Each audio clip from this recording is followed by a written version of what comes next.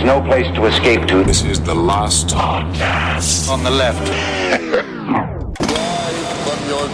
That's when the cannibalism started. What was that?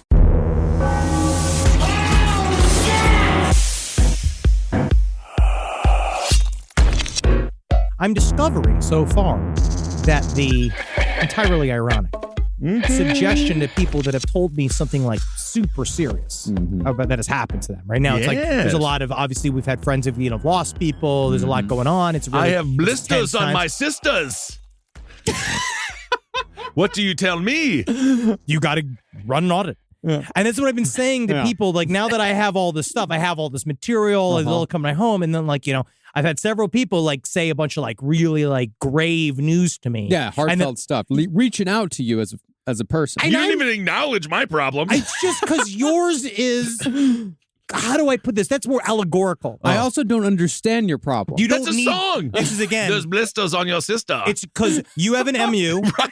You need to run your words. First of all, that's why you don't understand. Because actually, I'm going to step in for you, Kissel. Yes. Okay. It's Okay. because you don't know. You've passed. You need to properly define your words. Okay, I need to properly define my words, but I'm also getting pretty fucking interpolated here. Ooh, that's now back on you. Now, you don't mean to turbulate me. I don't want to interpolate. This is just the start of the show. It's true. But apparently, people don't like the ironic suggestion for me to audit them until their needle floats. Yeah.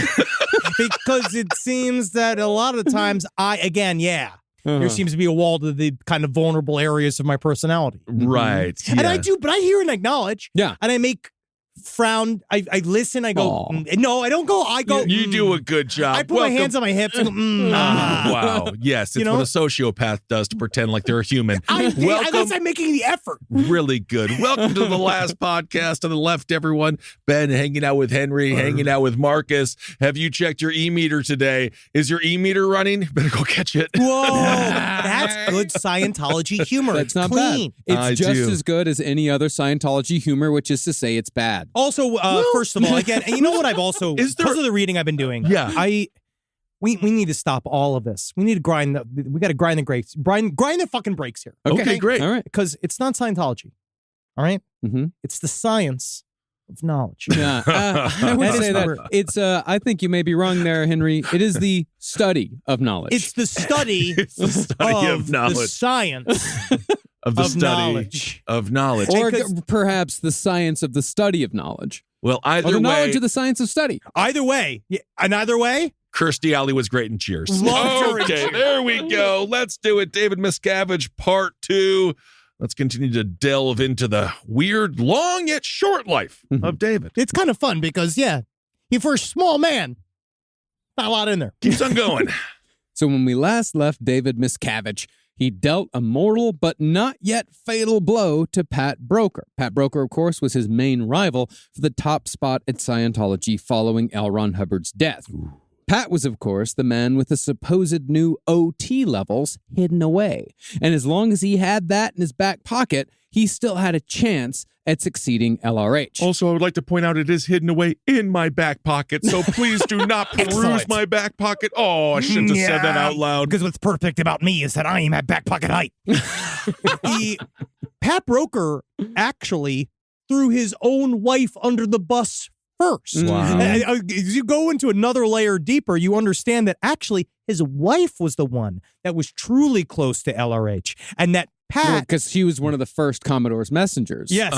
And so Pat actually first got her out of the way, and then kind of shuttled her off. Like, there's a thing about being a Scientology wife that you really need to think about. If you are, let's say you're an up and coming young actress, Sure. and you meet some guy like, I don't know, Troy Polamalu. Troy Polamalu. Troy Polamalu. He's new into Scientology. You want to get in there because you're like, oh, the uniforms.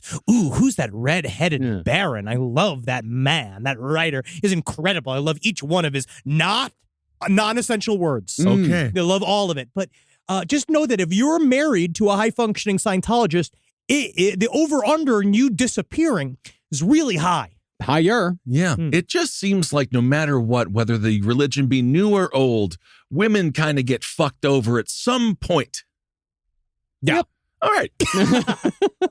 Well, at the end of the last episode, we implied that Miscavige took out Pat Broker with a pretty simple 1-2 punch involving bags of cash hidden inside the walls of Broker's ranch house. Yeah. In reality, though, it took Miscavige over 2 years to fully establish himself as the leader. So we're going to get into that fight in detail right now.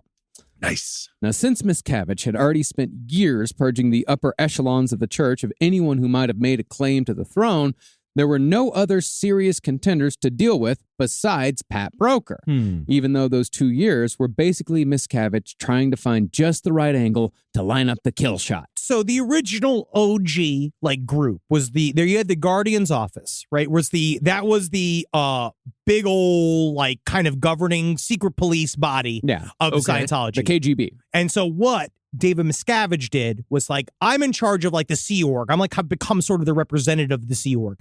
The outer echelons of Scientology up to this point, yes, a lot of them were Sea Org members, but this was before it was essential for you to be a Sea Org member to be management.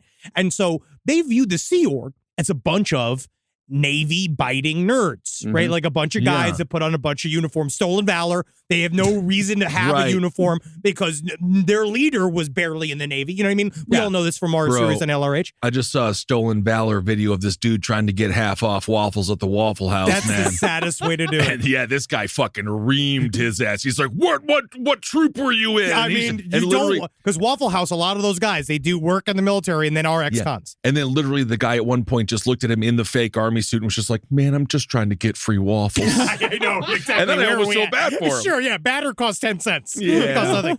But so what he understood implicitly was what we're going to do is we're going to take the inner group. Yeah, we're the hardcore motherfuckers. They are. We're the cocksuckers getting the work done. Which is how he was. Yes, if you control the militarized group of any organization, you're in charge at any point you want. And so it was a coup. Absolutely. It was a coup. Yeah. Well, partly, Miscavige was able to pretty much corner everyone because he'd assembled a pretty solid goon squad of his own on the way up. Because if a bully is aggressive enough, he will inevitably attract more bullies. Aside from future defector Marty Rathbun, Miscavige also had the aforementioned Mike Rinder, who suddenly found himself in charge of the Office of Special Affairs International. Mike Rinder is a perfect example of button up to the top. Yeah. Where he went, talk about a dude that was bounced back and forth from being in charge of the most important parts of Scientology to getting busted down to scraping barnacles off the bottom of a fucking boat. Yeah. He did that 5 times. I mean, then he knows the working class lifestyle of a Scientologist and one of the higher echelon lifestyles of a Scientologist. So he knows the whole thing. And every layer was absolute hell. Okay, great. Well, in this position, the head of the Office of Special Affairs International, Rinder was in charge of all international public relations, legal relations, government relations, and the, quote, handling of enemies. That's cool. Awesome. It's what a nerd writes down. And if you're meant for nerds making it his own government, there's going to be a whole handling of enemies section. Yeah, because anyone can be your enemy. It's fucking you missed a taco in my Taco Bell order, you're an enemy. Yeah, my fucking doctor told me, they all were joking about how, my blood pressure is the highest blood pressure they've seen in a year. Blah, blah, blah. And now, unfortunately, they weren't joking. They were all serious or whatever. And I was like, yeah. And so now milk is my enemy. Yeah. I'm not allowed to have milk or salt. Those are my enemies. Yeah, but that's technically good. That's good for you. Fuck this and fuck that and fuck you're a psyop. We've already talked about this. Well, most likely, the OSAI, they've probably been the ones battling those Australian subpoenas these last few years in an effort to keep Miscavige from answering human trafficking charges in open court. There's something to be learned from David Miscavige, which is if they can't find you, you're not guilty of anything. Absolutely, even if he's right in front of you. Now, Mike Rinder went. Is it Rinder or Rinder? It's Rinder. Mike Rinder. Yeah, I've heard I got a couple of DMs, and they were just like, "It's not Rinder, it's Rinder with 5 N's." Rinder. I'm like, is he a yarmulke?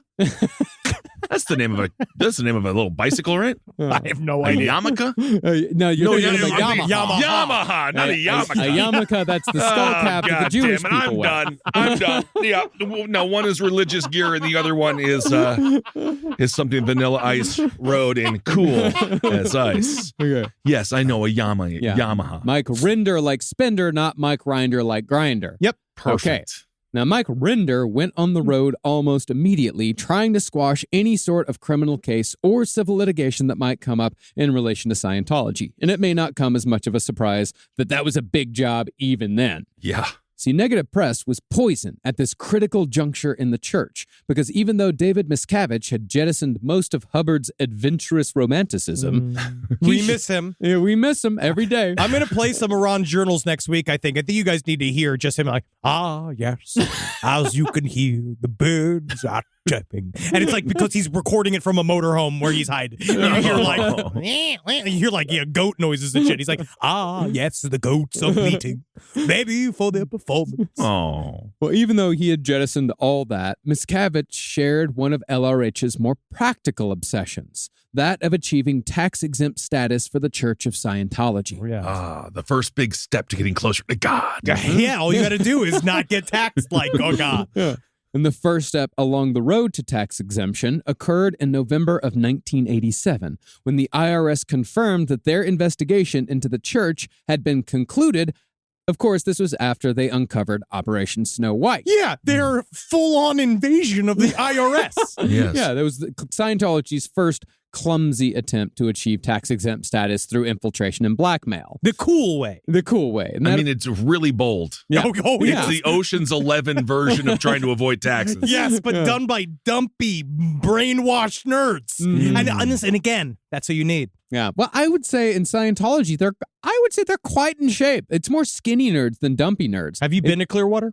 Yeah, I've been to Clearwater, but that's more Florida than Scientology. Yeah, that's the not issue. Scientology. It's true. Yeah, that's not Scientology But I at all. will always remember when I was working at the Borders across the street from Flag. On the southern border, yes, I remember that. Yes, what a great guard you were. Always, because I always let them right through. Absolutely. I'd be like, hey, not my problem. Not Yes. Whatever.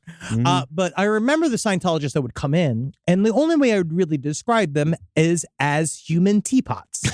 And that the men that would come in, a lot of times you'd look and be like, oh, that's a pair of binocular glasses. What's the two? Bifocals? It's a bifocals if they became a person. Oh, okay. It's nerds in jumpsuits with clipboards, and they show up and they don't blink. But I remember a woman that I was speaking with that definitely was Julia Sweeney in character as Pat. Oh. And her effort, or the strength of her asking for the self-help section was really interesting and taking over. And she's like, I see the Dianetics are gone. And you're like, Oh, yeah. I was wondering, why would she need the self-help section if she has Scientology, but she was looking for Dianetics? basically, they go in, they buy out. It's a function that they go out and they buy. Any single time you have one of those books out there, they buy it out. So they show that it's still a bestseller. Well, yeah, but other people can't buy it then or read it. No, that's not really the point now, is it? I suppose not. It's Also, about upping your stats, dude, because you're either up stats or down stats. I know you don't want to be down stats. Also, David Spade did clarify it's Pat is a woman. That's what David Spade said. Yeah, that makes sense. I mean, I feel like He would know. He was the one dating her. This is even worse than when we said that we believe that the Secret Service killed JFK. Like, I feel like that's one of those that we're gonna. I don't know. That the elder millennial audience is gonna freak out. Yeah. I don't know. You know who was in the Pat movie? Ween. Oh, Oddly enough, awesome. they had lines and everything. I love it, Pat. I don't know, man. Funny movie. SNL I don't used to even be know how you banging out the recognize weed. movies. I don't even know. I just feel like if I saw weed, I'd just be like, well, they're not vaccinated. Like, I don't know what you would see if I saw weed. Dean and Gene, no, man, they're on top. They're on top. They're fucking on top of it, man. All right. Don't be good. Don't be I'm not- fucking. I don't Don't decry Dean and Gene. I won't. I'm not coming for a win. It's All right. fine. Now, the conclusion of the IRS's investigation was a positive in the long run for the church as a whole, but it was bad for Miscavige personally because it meant that he could no longer hold those bags of cash he'd found in the walls of Pat Broker's house over his head. Therefore, Miscavige's number one rival for the position of heir apparent wasn't counted out just yet. See, Pat Broker was still telling everyone that he had those missing OT levels somewhere. And remember, L. Ron Hubbard had named Pat and his wife Annie as loyal officers in Flag Order 3879. And that's where him throwing her under the bus came in, is because it was definitely an article. That thing was written by Pat, and he made himself loyal officer number 1, and Annie was loyal officer number 2. I thought it was written by L. Ron Hubbard, but it was something else. He never Okay. wrote it. All right. Okay. Interesting. Also, I've been playing Atomic Heart, so let's refer to them as comrade. Oh, God. Ooh, wow. Wow, He's getting based. Yeah, you're getting real based. What if we listen to Putin? Oh, God. Oh, no. Also, He's got flipped. All it took was a damn you, Steve. Yep. Coming up next, Stained. I don't like the music. I like their politics. I just like the name. I don't know. So David Miscavige hired a team of armed private investigators and off-duty LAPD officers to search Pat's house again. Wow. I mean, they just invaded. Mm-hmm.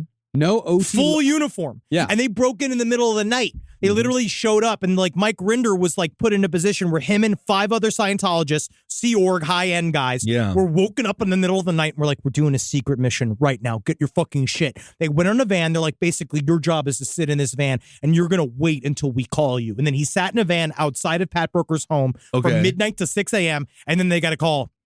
COB handled it. And it was like, that's it. Mm-hmm. So it was actual LAPD officers? Off-duty Off-duty, but they were wearing their LAPD gear? Yeah, I mean, they were wearing uniforms that implied that they were police officers. Gotcha. See, that's the key. Steven Seagal.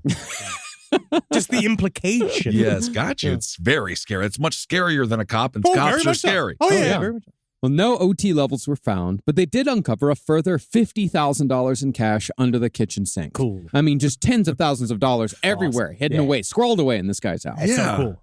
Miscavige then whisked Pat's wife, Annie, to a private room for an interrogation that could have been charged as kidnapping very easily. Yeah. Miscavige broke a lot of laws that night. But she admitted that Pat kept a storage locker in Paso Robles. And she said that if the new OT levels were anywhere, they were there. But when no OT levels were found in the locker or in the broker home, Miscavige came to the only conclusion possible. There were no new OT levels. No. Oh, my God. But since it had been publicly announced that there were new OT levels, and it had been announced at L. Ron Hubbard's memorial service, no less, the church had to live with the lie. Well, what we know now is that they definitely had LRH's notes. And he did have a series of notes, and he did plan a idea of an OT. I believe it was like 8 through 15. They think that he planned an idea. He said that he thought that he'd planned. He did that thing where he was like, I'm thinking. It's coming to me. You know? And it's like, yeah, sure. And then they got all the notes. So then when they did find the notes, it was the incoherent ramblings of a post-stroke cult leader in a mobile home. And so it was, let's just say, disorganized. Yeah, less than inspiring, perhaps. Well, like any good cult, Scientology doubled down and flipped the lie to their advantage. They claimed there's not just 2 new OT levels. Pat Broker didn't know what the fuck he was talking about. You wouldn't even believe 2? What are you? I'm going to come in and fucking slap you fucking cocksucker. Wow, I was thinking there was only 2. There's 7. There's 7? 7 new levels. This is awesome. It almost doubles the amount of levels you have to go through to reach the end of the bridge of total freedom. More levels. You get to spend more money. Yeah. Awesome. However, most defectors agree that those last 7 levels were never written. They think that only the concept of these levels exist as bait to keep rich fish on the hook until they've been drained of all their finances and influence. Is it safe to compare this to Old and New Testament?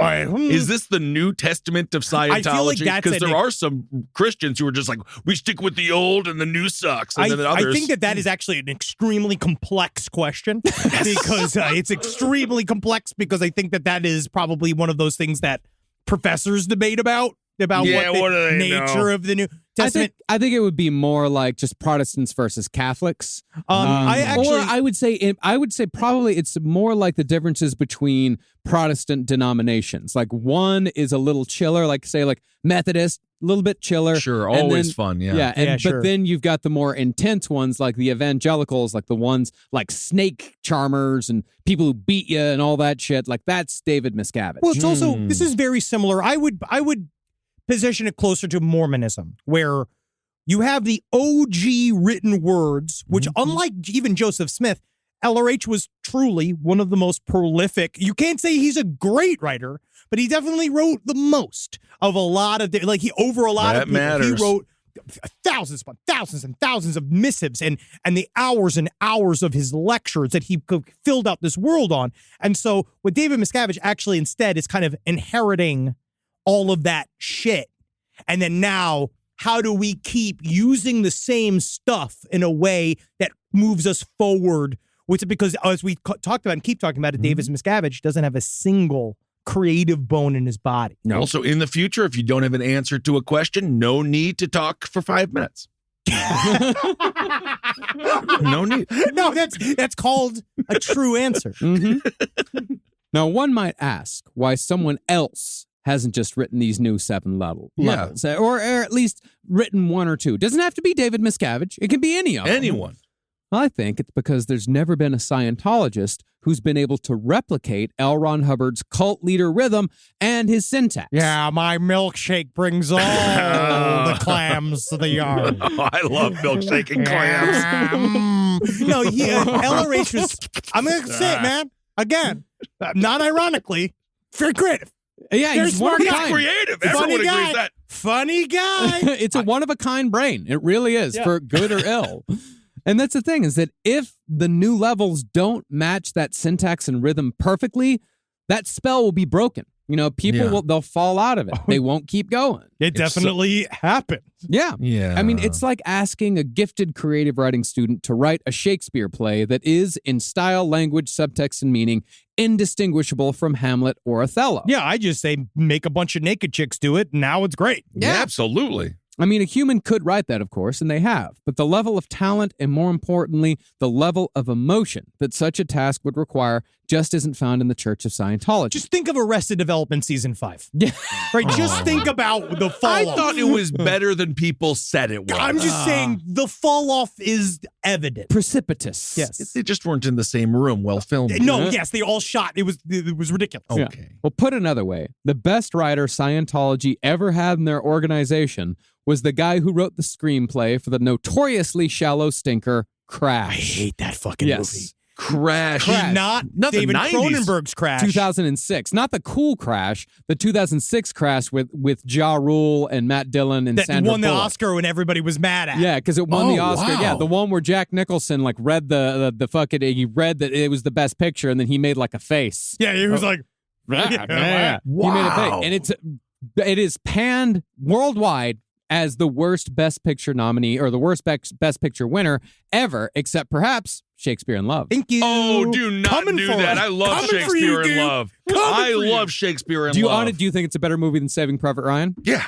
Fuck Private Ryan. Wow. Fuck Private Ryan. Wow. Fuck Tom Hanks. Gwyneth Paltrow spinning around until you see her It's just beautiful tits. supple You're just tits. talking about her That's No, it. I also It's- thought the jokes were quite funny. And that's Best Picture.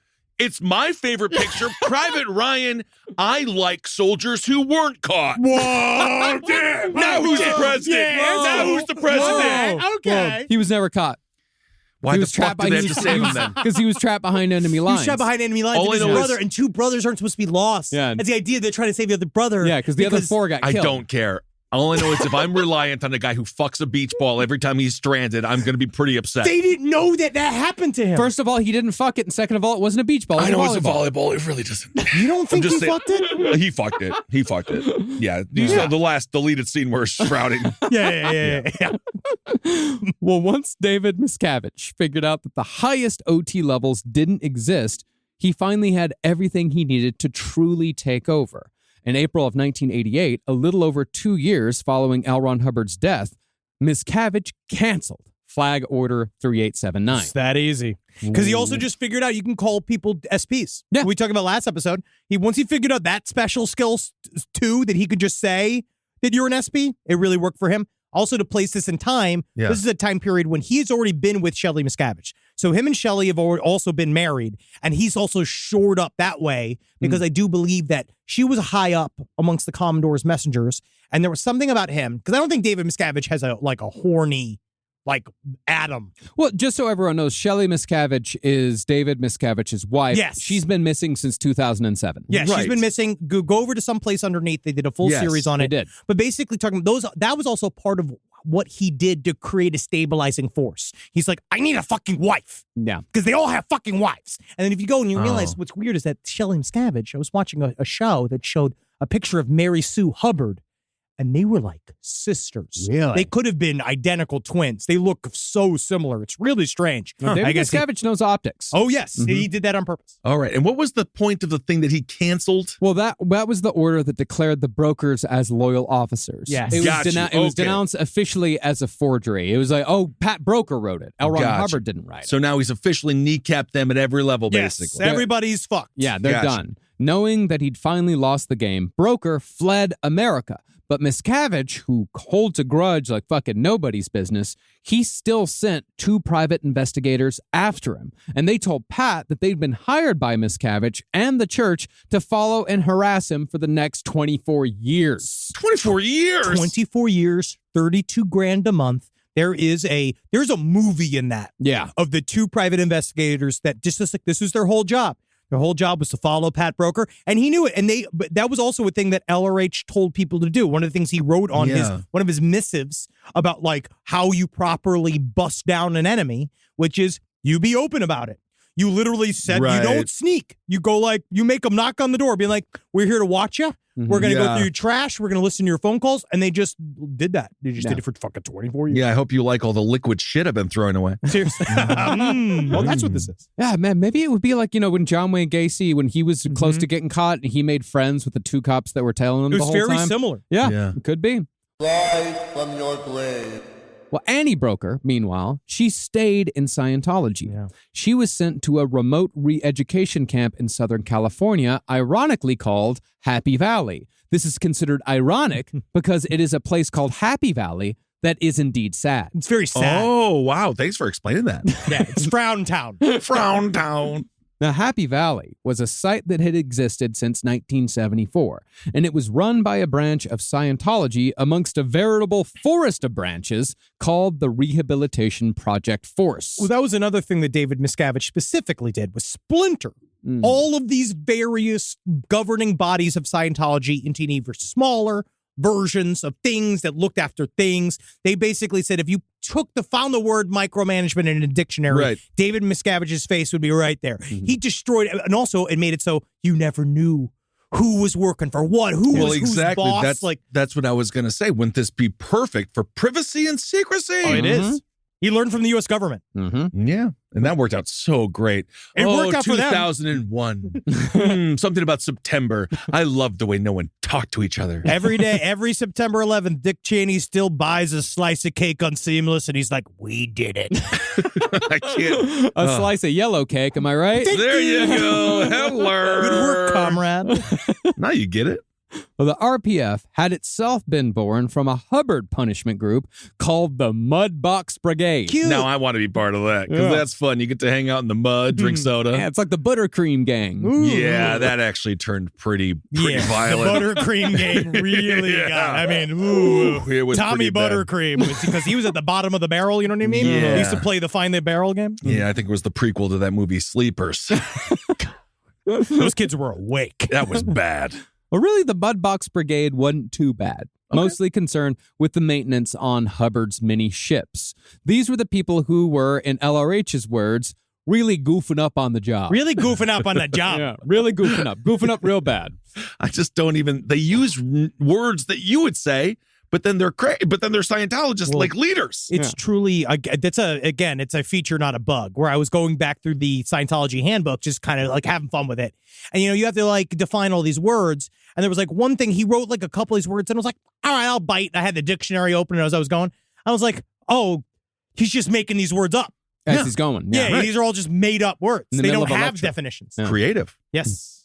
But when the Mudbox Brigade was replaced by the Rehabilitation Project Force, it became more broad and more sinister. The RPF was made up of 4 groups, all with appropriately Scientological names. There were rock slammers, i.e. people with hidden evil intentions. You don't even know that you're evil. Yeah. That's the worst part. Yeah. That's what Mike Render figured out when they called him to tell him that when Shelley Miscavige told him that his son died. Right. So he was only there for the births of both of his 2 children. And then they were immediately scurried away and taken care of by literally 4 days old. They were taken over by Sea Org like nannies. So we watched them in a hotel room, right?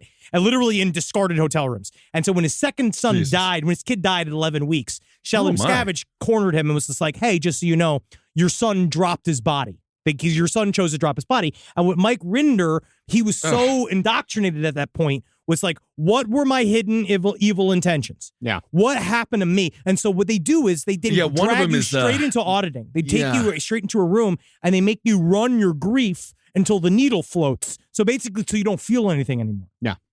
That's a healthy way to handle it. It is. Perfect. Also, any investigation into the 11-year-old, 11-day-old? 11-day-old. 11-week-old child. 11-week-old? What? Sids. How? Oh. Yeah. That guy named Sid is fucking a mean bastard. Mm-hmm. Yep. I hate him and his brothers. Mm-hmm. There were rock slammers. Okay. Then you had repeated stat crashers. Those were people who were responsible for a decline in productivity. Oh, I could see Mr. Casual Pants over here being a bit of a stat crasher. I'm going to be a rock slammer. Maybe a little bit of a stat crasher. There's overt product makers. Those are people who produced work of poor quality. Goofers, as it were. Goofers. Man. I want to start using stuff like, I think goofers goofer is a good word. Yeah, it's a real good, we got a big group of goofers around. Yeah. Oh, yeah, see, it was handled by a bunch of goofers? Yeah. I do like goofers. And then there were those who scored low on their personality tests. Those didn't even get a name. Yes. Yeah. Although I would like to say be very careful using the G word around comedians. Goofers? Yes, Yeah, that's please, a pretty again. offensive term It for is. comedians to call It them is. a It's a goofer. little old school. Yeah. Now, concerning Annie Broker, Miscavige probably put her in the rock slammer category because her actions had delayed his rise to the top for 2 years, which was indeed an evil intention from his perspective. Along with everyone else sentenced to the RPF, Annie Broker was forced to study Scientology or audit for 5 hours a day. Then she'd work 8 hours of physical labor and sleep for 7 hours. And all in all, this is a comparatively weak re-education camp when you compare it to some of the others we've talked about. Yeah, she's not Otto Warmbier, but it also seems absolutely horrible. Yeah. Yeah, it's bad. Yeah. But even though it's not as bad as the worst that we've spoken of, years of it will wear you down. Yeah. And Annie spent 2 years at the RPF. They did the same to Mike Rinder's parents because his parents were both high OT level Scientologists. His mom was driving, got into a car accident, killed his father in the car accident. She was then punished because they viewed her as pulling it in, because that's what they call it. Is that pulling it in? Pulling it in means that you've done something wrong. You have an overt or a withhold that we don't know, and you're causing bad things to happen to you and to others because you're not doing the proper work. I feel like a bunch of people my size should have gone and bonked all these people on the head. I think everyone involved needs a bonk. Bonk. You know what? There's some bonks coming later. There's some bonks. There's some bonks. All right. Well, after serving her 2-year sentence, Annie Broker was sent to Gold Base, which is the real headquarters of Scientology located just north of Los Angeles that we'll get into later. Okay. But within an hour and a half of arriving at Gold Base, Annie Broker fled. Now, Sea Org members, the higher echelon of Scientologists, they aren't let go as easily as the rank and file. No. And likewise, Sea Org members don't let go of Scientology as easily, even though they're treated the worst of all Scientologists. Because of the sunken cost fallacy, the sunken cost issue, right? Where you have given up so much. Everything. That's what Mike Rinder kept talking about. I'm always on the fence with him because of the things that he did. He was nuts. But he gave up so much that by the time you've just realized that you've been cucked out so hard and you've done so many things. It's so hard to pull yourself out. It's what everyone's going to do. It's what everyone's going to think about Dana White when they realize there's no money in slap fighting. Yeah.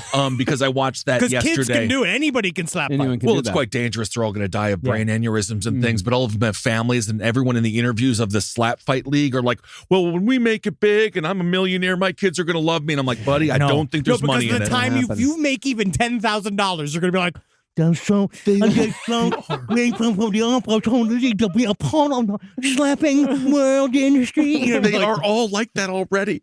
Well, more what I'm talking about when it comes to people like Annie Broker is that it's the people who are raised in Scientology. Oh, okay. She was a Sea Org member from the time she was like 10. She didn't know anything else. Yeah. So the same thing with Mike Rinder. It's basically. Yeah. But that's very difficult for them then. Oh, very much so. Yeah. They don't have any idea what the non-Scientological world is like Right. at all. And they've been told all sorts of shit about what happens outside of Scientology. Oh, yeah. I think I can use the term here because they call I would say we probably shouldn't. Don't use the real term? term? No, don't use the real term that's an insane racial slur in England. Yeah. Don't use that one. You're right.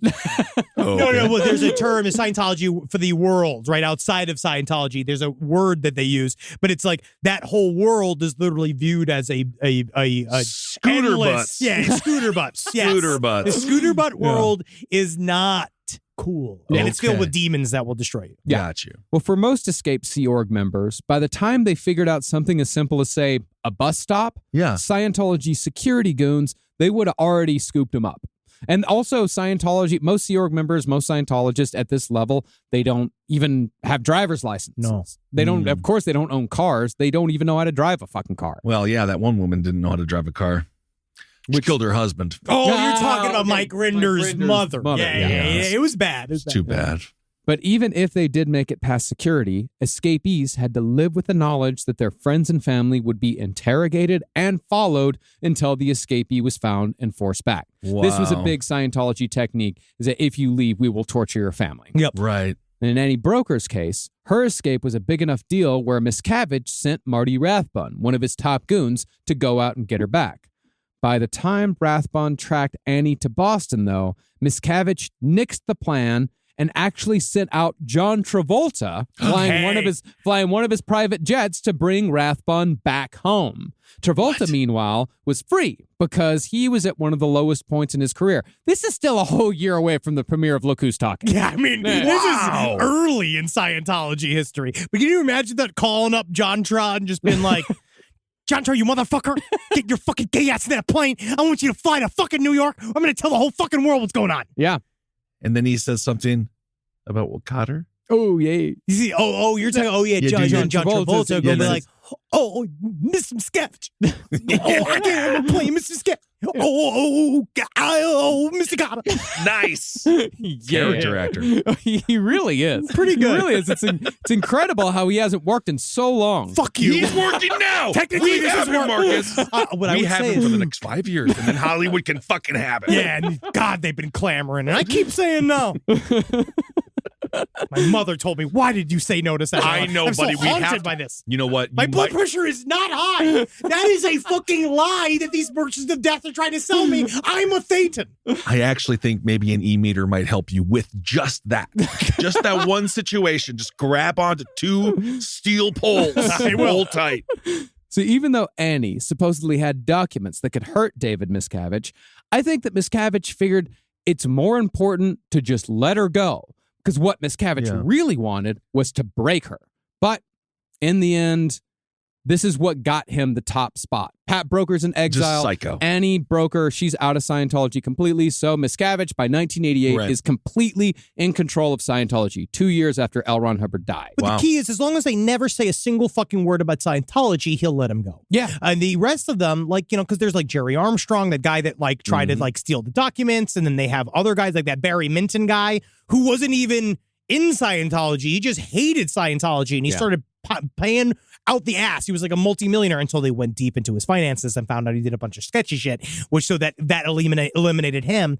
But it is really weird because he did let some people go. Miscavige. Yeah. Yeah. But then some people, he wanted to destroy them. Yeah, he really did. And Annie Broker, actually, she left Scientology forever. She died free in 2011, a non-Scientologist, even though she was once in line to replace L. Ron Hubbard himself. All right. She wasn't squirrel busted. No, she wasn't squirrel busted. Because squirrel busting is for people that use the Scientology tech outside of Scientology. It's like whatever they learned, that's what a squirrel is somebody that takes the stuff that the private OT stuff and teach other people outside. Takes their nuts home. Yeah. Gotcha. Feeling confident, Miscavige refurbished and launched a Sea Org ship called the Freewinds. Whoa! It's time to return to the sea. Back to basics. That's great. Henry, you're going to have to bring milk back to your diet. You are in charge of getting the sails to go. You got it. Yes, indeed. It's the Freewinds. Well, there he could publicly work on OT8, the highest existing level yet to be revealed. Also, he could establish himself as the true heir. Now, when L. Ron Hubbard died in 1986, OT8 was known to exist, but it had not yet been released to even the highest-ranking Scientologists. He had written the bones of it, and they went and they did manage to put it together. Yeah. and David Miscavige planned to change that with the maiden voyage of the Freewinds. There, he planned to finally reveal OT8 to the 300-some-odd OT7s on board. But, and this is important, he did not reveal the original OT8 that L. Ron Hubbard himself had written. Oh, yeah. No, it was... This is a switcheroo. It was a flight of ideas. I would say in its original form, OT8's a bit of a hoot. Yeah, it's a hoot. It's a hoot, yeah. See, with each OT level, new knowledge is revealed. Yeah, because he's always plumbing. Yeah, because like OT... Plumbing and digging and gripping and ripping. Yeah, like for example, you don't learn about Xenu and, and the volcanoes and the atomic bombs and the Thetans. You don't learn that until OT level 3. Yeah, and that's like $250,000 in. Yeah. Wow, but at OT8, in the original form, Hubbard revealed that he would eventually return from the grave as the Antichrist to stop an alien invasion led by Xenu's Galactic Confederacy because Jesus Christ was a homosexual pedophile. I'm just glad somebody finally saying what I'm thinking, because it has just been I have been waiting for. I was like, finally, I feel seen. How did he scrap those plans? That's fascinating. Well, Hubbard further wrote that anyone who attempted auditing OT8 without being properly prepared would spontaneously combust. Whoa! And he strongly implied that OT8 was the last level he'd publish, which contradicted the extra levels lie. Until there's a lot of bombs in this. What's weird is, though, is that, do you think that's what's causing my blood pressure is because I read the OT8 rundown last night? It could be. That might be why you have the highest blood pressure that the doctor has seen. He said a year? Yeah. In a year, which really isn't that He long. rang Not a that bell. long. No. It was really weird. And I was like, do I get this for free? And they're like, no. No, it costs you. It costs more for the rest of your life. Yeah. Yeah, they just love that you're a forever patient. Yeah, they like that. That's cool. It's a health sick system. Whoa. Health sick system. Whoa, it's a true. sick care system. Whoa. Now, this story, this OT8 story about homosexual pedophile Jesus and Xenu coming back Go and all into that. Yeah. This upset the small group of Scientologists who first heard about it before the big trip on Freewinds. It didn't test well. He did a test group. Yeah, and it didn't tested real bad. The LRH is going to come back, fight the aliens. Pedophile Jesus is going to come fight L. Ron Hubbard, and then that's awesome, to be honest. I do miss. It's you a remember comic book. Celebrity Deathmatch? I miss that in that fact because I would love to see a claymation homosexual pedophile Jesus versus a super cut ginger LRH, full hair. Yeah, that would be incredible. Yeah. Mm-hmm. But that's the thing. After some people heard about OT8, these are the highest level of Scientologists. Some of them left. Yes. They're like, fuck this. And it was similar to when Hubbard released the level that introduced the Xenu mythology. Wall of fire. Yeah. Couldn't handle it. So before the Freewinds trip, OT8 was rewritten without all the wacky shit, and they actually rewrote it to lower the stakes, which is a brave move for a cult leader. It was also brilliant because it didn't require anyone to create anything meaningful in L. Ron Hubbard's style. Yep. And at the same time, it was going to make Scientology a lot more money. Yeah, because guess what they did? Well, the people on board the Freewinds, excited about the new revelation. They're like, yes. Because they're on a boat, too. Because you remember, it's a big pomp and circumstance. You got the fucking Scientology band there. They're doing all this shooting fireworks off, literally. Yeah. And this is like a Carnival cruise. We're not talking This isn't an Essex. It's a nice yacht. Style. It's a nice very yacht. nice OT yacht. Yeah, it's a nice yacht.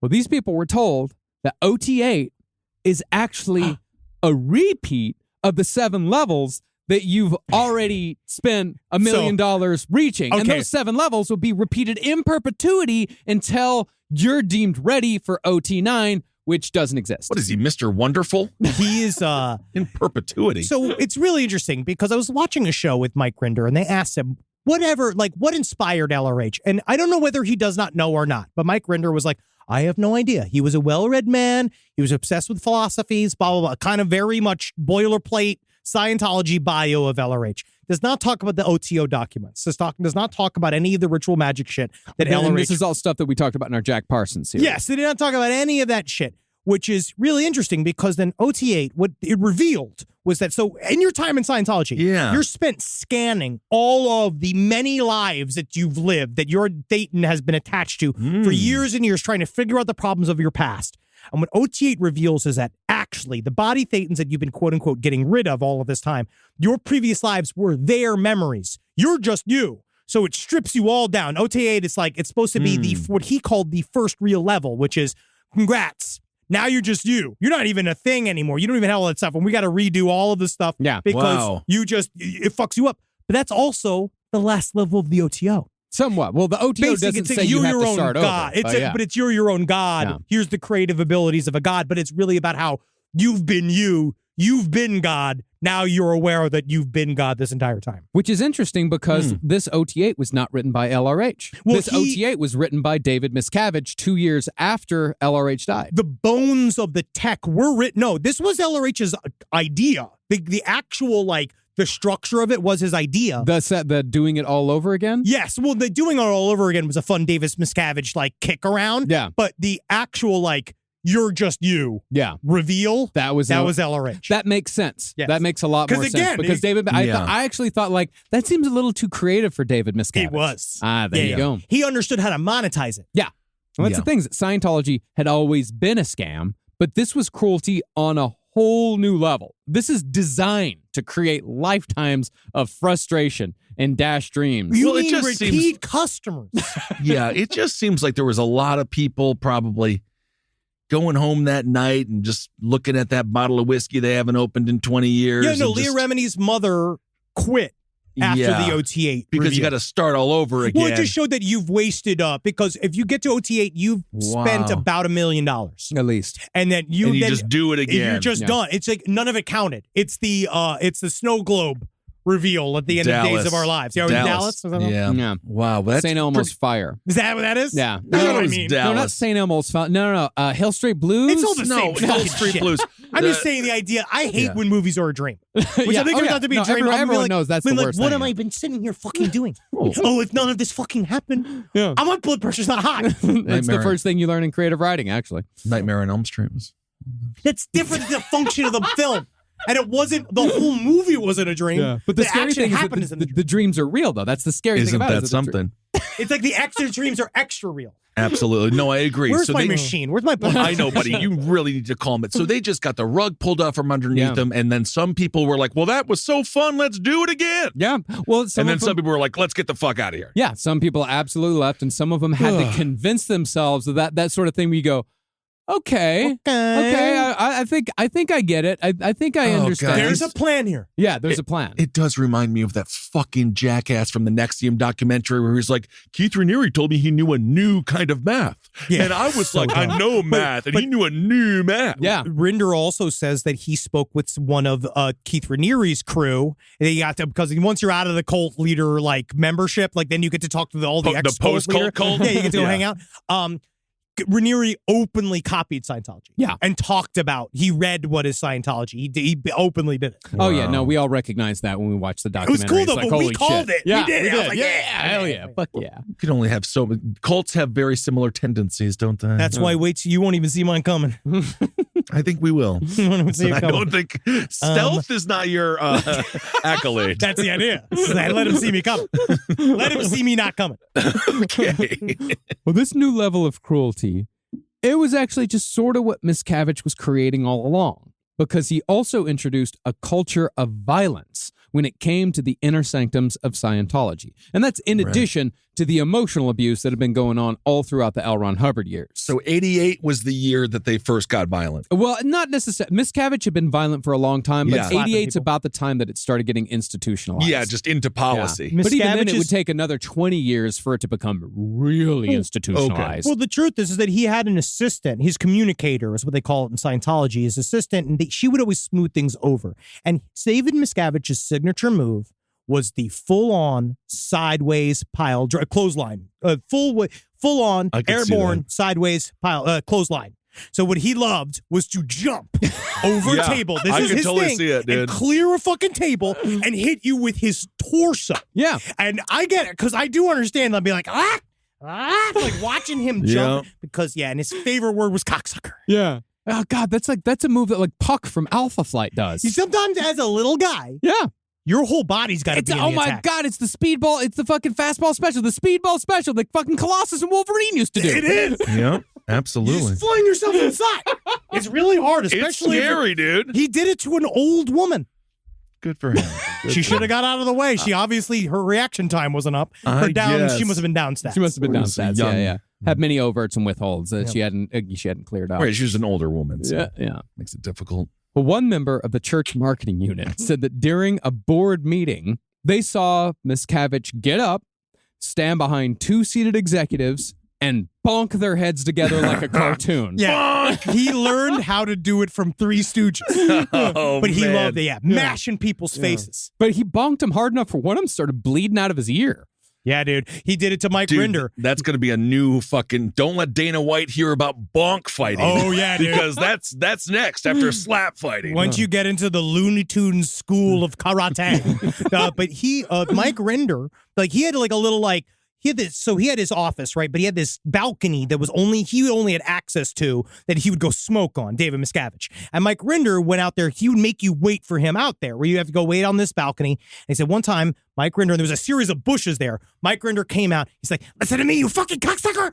And then just jacked him in the chest with his elbow. Like he fell back in the bushes. He grabbed his head, literally was pushing his face into the bushes and like pushing his face in the bushes, pull him out, pull him down to the floor. His face is bleeding. Michael Rinder's face is bleeding. He then goes inside. David Miscavige comes back out, gives him a glass of scotch, and he says, clean yourself up. He does that shit. Real intense. Oh, yeah. Thank you for the scotch, I guess. Another time, about 20 Scientologists were summoned to the Religious Technology Center headquarters. Of course, everyone's in trouble.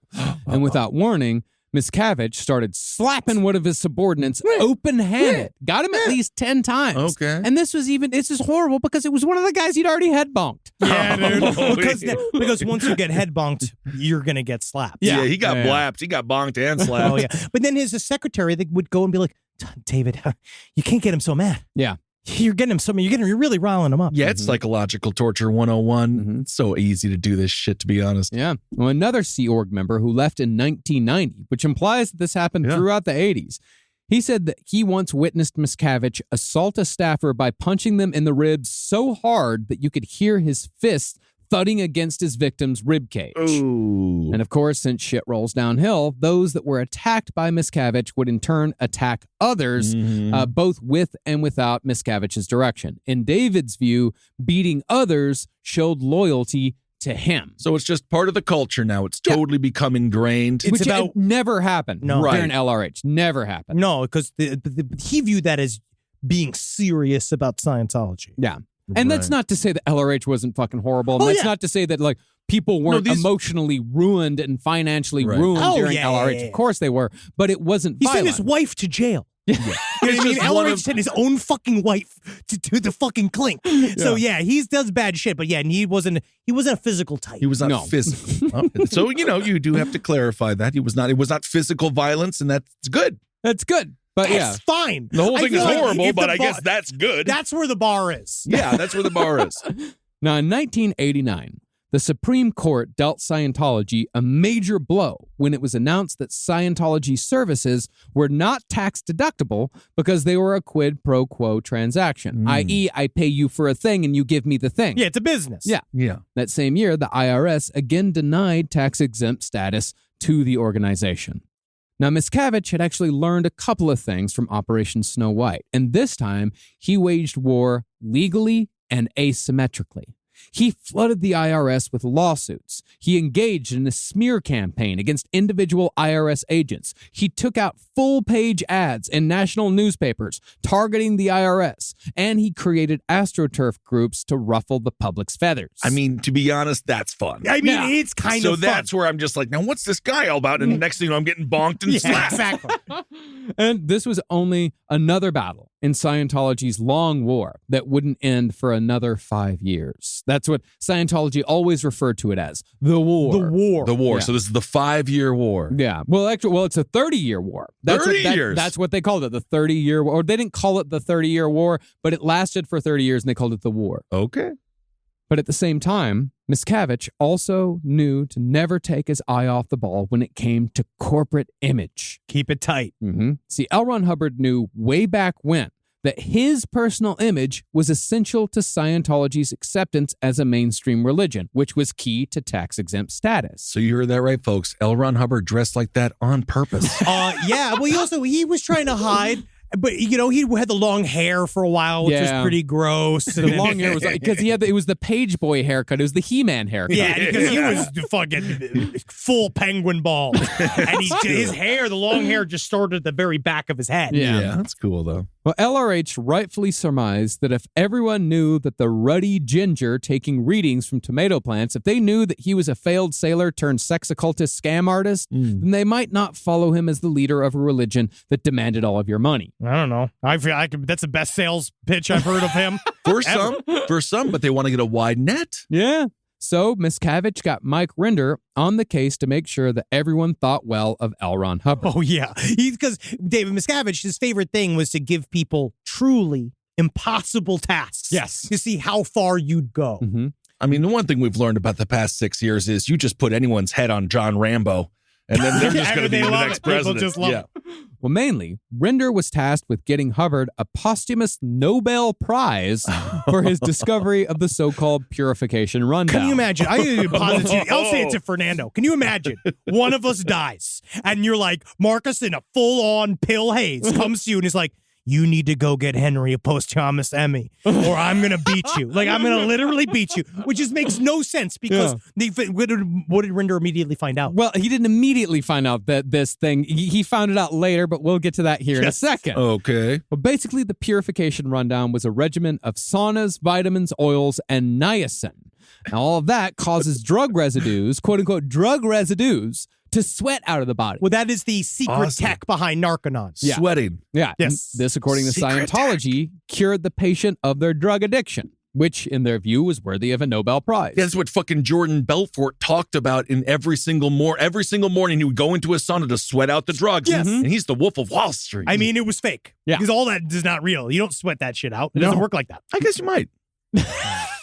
I guess you might. I guess you might. I can't do anything against that. Well, to make this Nobel Prize happen, Rinder spearheaded a magazine and billboard campaign touting the brilliance of LRH. This is where Rinder coined the infomercial tagline, "One of the most acclaimed and widely read authors of all time." Nice. Dianetics. Whoa, cool. I've seen them at Comic-Con. Yeah. Oh, God, they're at every single Comic-Con. We'll get Everyone. to that a little bit later on the next episode. Yeah. But yeah, I have never been to a Comic-Con where there was not it's not a Scientology table. It's not a Dianetics table. Curious. It's an L. Ron Hubbard table. That's the idea. Yes. Author, man. Mhm. That's how you single it out. He still has a massive page on Amazon. Mm-hmm. Rinder. Wow. I know, I'm just saying, a like- massive page on Amazon. I'm just saying, if you look at all of his books, it's crazy. It's how they don't say Scientology really. It's all like incredible sci-fi genius. L. Ron Hubbard.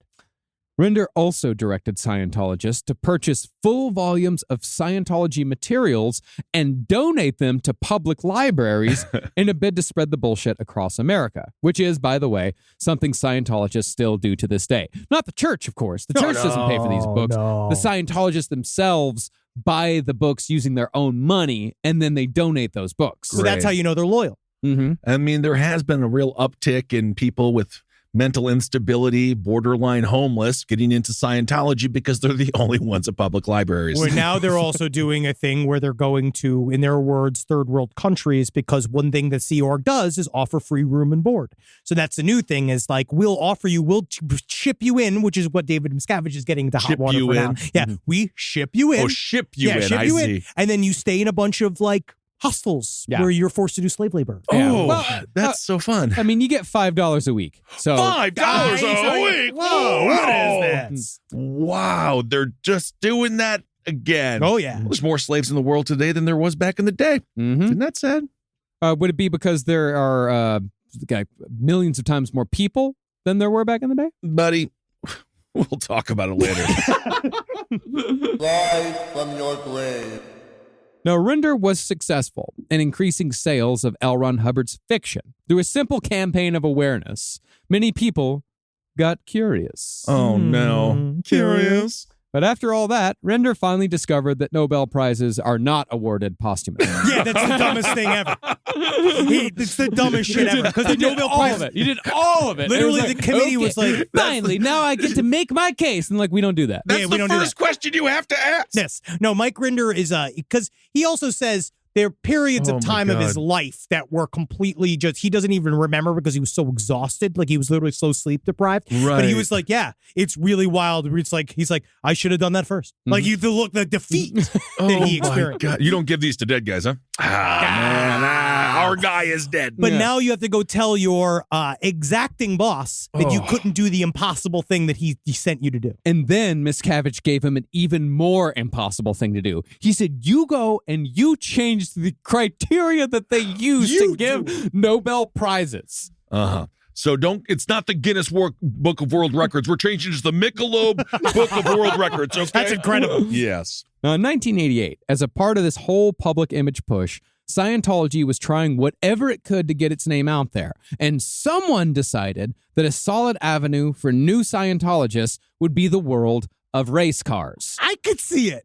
I can really see this. Like the high end, like the Indy cars. Yeah. Yeah, I 'Cause suppose you know there's a lot why, of money like- in that. There's not like a lot of oversight in those ads, right? Can't anybody buy an ad? Can't we sponsor a race car? Of course we could. That would we be could. We cool. could get a NASCAR or an Yeah. F1. But it's like, it's a cruiser, Mhm. right? It's slow. It's like, why are we rushing? Yeah. You want a slow car. Yeah. Yeah, Like but a town car. But that's the thing is that we'll Yeah. get press because we'll be the slowest car on the track. That's the idea. Yeah, and then I mean, we'll like, talk it's- about it. We don't need your dumb awards. We just like to drive. Just go 35 the whole time. Okay, fine. I like it. Well, in 1988, at the GTE World Challenge race in Tampa, Scientology sponsored a Porsche that had emblazoned on its side, larger than any other logo, a Dianetics decal. Yeah. Okay. It's kind of a cool decal, to be fair. Yeah. And driving the car was one of the most famous race car drivers of all time, Marty Jannetty. Mario Andretti. Yeah, dude. Marty Jannetty was a wrestler. Yes. Yes, Mario Andretti. Yeah, yeah. I knew what you meant, and you technically got it right. He's still because Italian. you got it right in your mind. I did. But the thing is that Mario Andretti didn't actually know that he was driving a Scientology car until he showed up. And He I was driving a Yarmulke. damn. I am on fire today. So right. Every time I Everything's speak, crushed. so Me right. too. Absolutely. Yeah. We only ever crush it. Yeah. Now, Scientology figured that he wouldn't care one way or another, but they didn't count on the fact that Mario Andretti is an extremely devout Catholic. No way. An Italian race car driver is a Catholic? I don't believe it. Someone who dies at work if he makes a mistake. He refused to drive the car because he sincerely believed that the Pope would excommunicate him if he drove a car advertising another religion. He might get excommunicated. I feel like So he's also- what I do love about this is Catholics are like, yo, you cute cult. You cute cult. You cute little Tell me guy. when you have a fucking pope in a country. yeah. So, as a compromise, they removed the Dianetics logo and put it on a lesser car owned by the same racing company, driven by a guy who could give less of a shit. Yeah, it was not Mario Andretti. Yeah. And to Yeah, he was just like, yeah, I'll fucking drive it. I beat my wife every night. What do I give a shit? No, he wouldn't do that. To replace the decal, they instead advertised Bridge Publications, which was the company that put out Dianetics. Okay. And in the end, Andretti finished sixth. His heart wasn't in it. No. Then Scientology continued sponsoring race cars for years with less discerning drivers. Yes. Okay. The best was the Indy car that they had, because you know the Indy cars had the big spoilers. spoilers on the back? Yeah. They just printed just the word Dianetics. Oh, I just want one that's just, it should be all LRH themed. We have his Yeah. face painted on the hood. Make and it you have his fun. arms painted on the side. Oh, man, You know, you- and his butt painted on the back. Like it's him as a car. No, but you paint a van and you put that in the race. That's awesome. Yeah. That's fun. Also, I believe that's what your doctors told you to get on. A Dianetics. Oh, what? Hey, it's a diuretic. Oh, and I'm sorry. already feeling it. Are you? I gotta pee.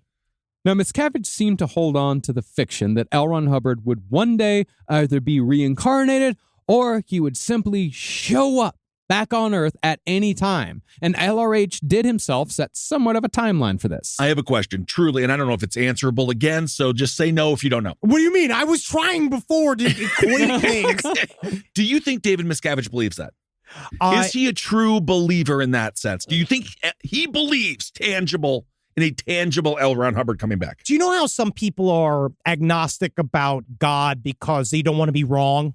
right? Like the idea, it's more about I don't want to be wrong. I don't What want if- it. Like, I've heard what that if I'm argument so much. Yeah, Yeah. like, what if there is a God and I show up and he's like, gotcha, bitch? And be like, I don't know, right? Where like David Says Miscavige. backdoor to 7-3 right here, Mr. Zabrowski. What was that? Oh, God. Yeah. But David Miscavige, I think, did all of this because he thought that it might happen because of all of the dudes that were close to it. Because I keep bringing it up because it was an interesting talk, but Rinder talked about how there was probably, at this point in time, there's maybe been 75 people that have directly been involved with LRH, right? That have actually been to the heart of Scientology and touched it. And David Miscavige is one of those guys. But David Miscavige, like, I think was held under sway still of LRH, in awe of him in a way. Like, and just more afraid. Well, I think it's a very convenient belief as well because he always has the fallback of like, well, this is what LRH is going to want.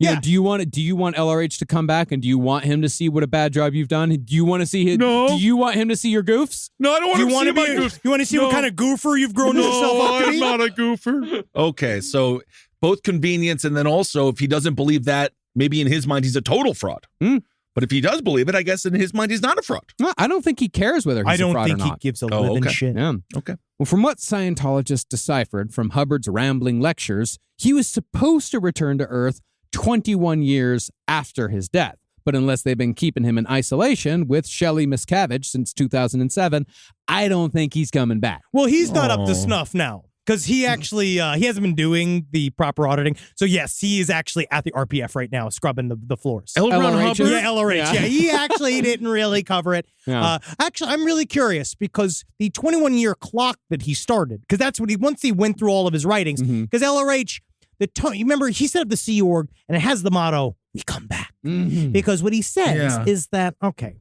I got you for 1 billion years. But when you decide, I got you for a long sign a time. billion-year I contract. know. We I got signed you, it. right? You're Sea Org, we got your butt, right? The thing is, so what he does is like, okay, you dropped your body. What do I do now? Guess what? You get 21 years off.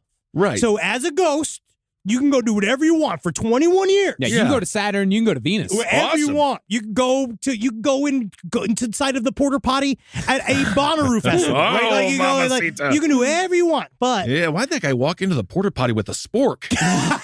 I'm not disgusted. I use utensils. I don't want to get my hands dirty. Yeah, it's gross. But LRH then says, so for after those 21 years, you're back at work. We got to get you back in step. So you got 21 years of reprieve and nonstop fun, almost like what they do with the Amish community. Yes. A Rumspringa. Rumspringa, You have a yeah. little Rumspringa. But then so now David Miscavige thought that might actually be real. And so that began like in a 21-year like plan of like, what are we going to do? How are we getting this all in shape for when LRH shows back up? Okay. Well, regardless, Miscavige used Hubbard's impending return for years as an excuse to keep his foot on the gas. As I said, a convenient belief. See, according to Hubbard, one of the biggest metrics for Scientology's success was book sales. So, under the guise of this is what LRH's reincarnated form is going to want upon his return, Miscavige continued printing new editions of the Scientology backlog. Then he ordered all Scientologists to purchase every new edition like a college professor who uses his own book for his course. He learned that the way to make extra money within Scientology is to make me give me back the money I've just given you. Now, by the early 90s, Scientology was starting to get a bad enough rap where the inevitable journalistic investigations began. It's unbelievable. It's fucking unbelievable. That's more of a Regis Philbin, I think. In 1991, Time magazine published an article that detailed just how destructive Scientology had been to many people. Now, Scientology had been somewhat prepared for this, having already hired a PR firm named Hill and Knowlton in anticipation of the inevitable hit pieces. But the Time magazine article was so damning that the PR firm dropped Scientology rather than defend them. Okay. Which is kind of hard because you're my crisis management team. Yeah. Right. I'm in a bit of a crisis. Didn't I pay you money to handle this? And they're like, I almost think not that's this kind one. of fraudulent on the PR team, to be honest, because they were paid, I would assume, up to that point. Yeah, it was just so toxic. It's a cult. So I think Right. at some point you're like, Yeah, but what did they think they were going to be? What did they think they were PR for? I think at first maybe you think like maybe they're okay. They're just kind of, people sign up for it. They volunteer to join Scientology. Well, you think they're kind of quirky. They're kind of kooky. Yeah. Because Yeah, at this kooky point, guys. nobody knows anything about Scientology. Yeah. Like Right. there's no huge exposés. You might get a couple of articles in like local papers, but there's no national exposés. Yeah. There's no national coverage at all. So you're thinking like, okay, are you a religion? Kind of. And that's the other thing too, is that I'm sure that whoever went in to talk to these PR people sold them an entirely different version of what Right. Scientology was. Oh, yeah. And even if he handled the call, because now you're looking at David Miscavige, who's like, we are simply a misunderstood religion. Yeah. Right. And we're up in the coming, and people want to come for us because we have the truth, and they're afraid we're going to shock and destabilize the entire world. And then they Right. go and they're like, okay. And then they get the Time magazine article at the same time as everybody else does. And they're like, oh no, what have we done? Yeah. Right.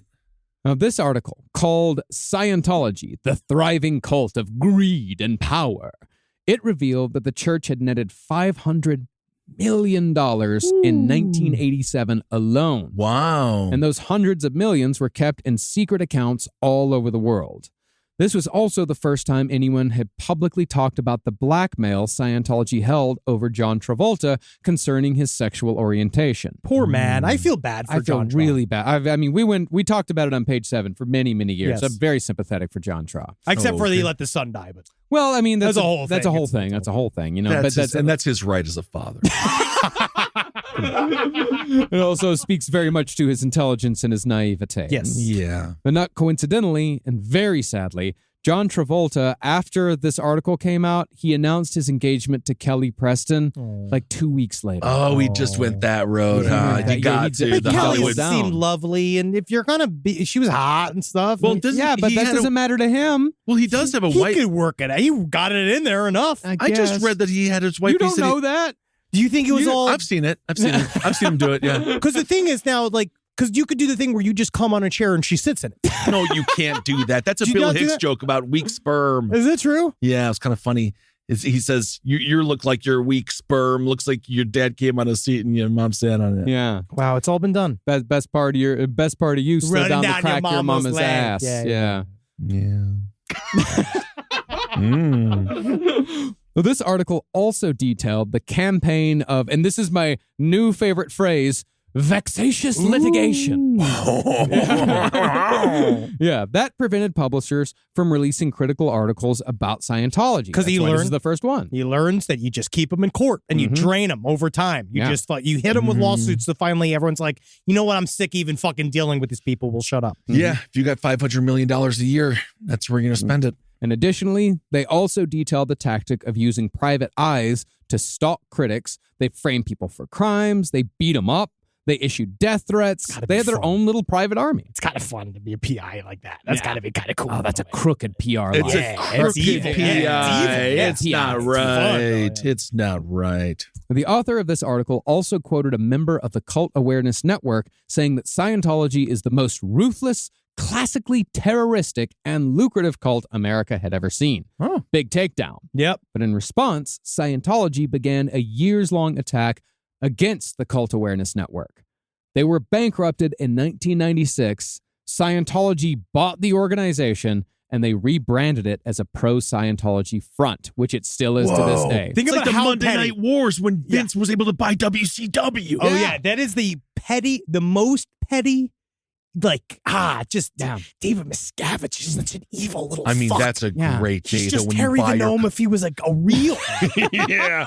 But when you buy your competition or buy the entity that makes fun of you, No, I fantasize. that's a great day. I fantasize. You not only buy it, it's like you buy it, you kill it, you rip off its face, and You then put you put your face your face on it. Yeah. That's I got a Yeah. couple and of those then dreams. you have sex with it. yeah. Whoa. Now, after the article was released, Miscavige declared war on Time magazine. Oh. He publicly said that the Time editors and the writers were SPs, trying to destroy mankind's only hope for salvation, i.e. Scientology. He wasn't wrong. I am pretty fucking annoyed with Time Magazine when they made us Person of the Year and they just put a shitty ass mirror on their cover. Yeah, I'm I know, upset I with know. Time. You and they- bring it up once a month. Yeah. I It really know, does and come I'm up a mad at lot. Time. And honestly, as a magazine, it has gone downhill. I Yeah. was looking on their .com. Not a lot of content there that matters. Not really. So they did their They did their damage, didn't they? Yeah, I suppose so. This was 1990. I think time was still 30 years ago. Yeah, Take some. I remember 1997. It was yesterday. yes. Well, the church then spent $3 million in a media blitz that included a 3-month-long full-page ad buy in USA Today. They also had a beef with the Man of the Year. Wow. They also had a beef. Who was the Man of the Year? In 1938, Time magazine called Hitler the Man of the Year. See, that was their eternal, endless gripe. Wow. And I can't even believe it because everyone knows it's Person of the Year. True. Thank you. Wow. Well, additionally, Scientology got USA Today to write a story called, and this is the most Scientology title I've ever fucking heard, The Story That Time Couldn't Tell. Who really controls the news at Time and why? That's a lot. I don't even know what they're talking about. Like, are we talking about the magazine? Are we just talking about the ethereal nature of time? I think they used time twice there. Yeah, they did. It's the story that Time couldn't tell. But Yeah, also, because, that's a pun. Because Time tells.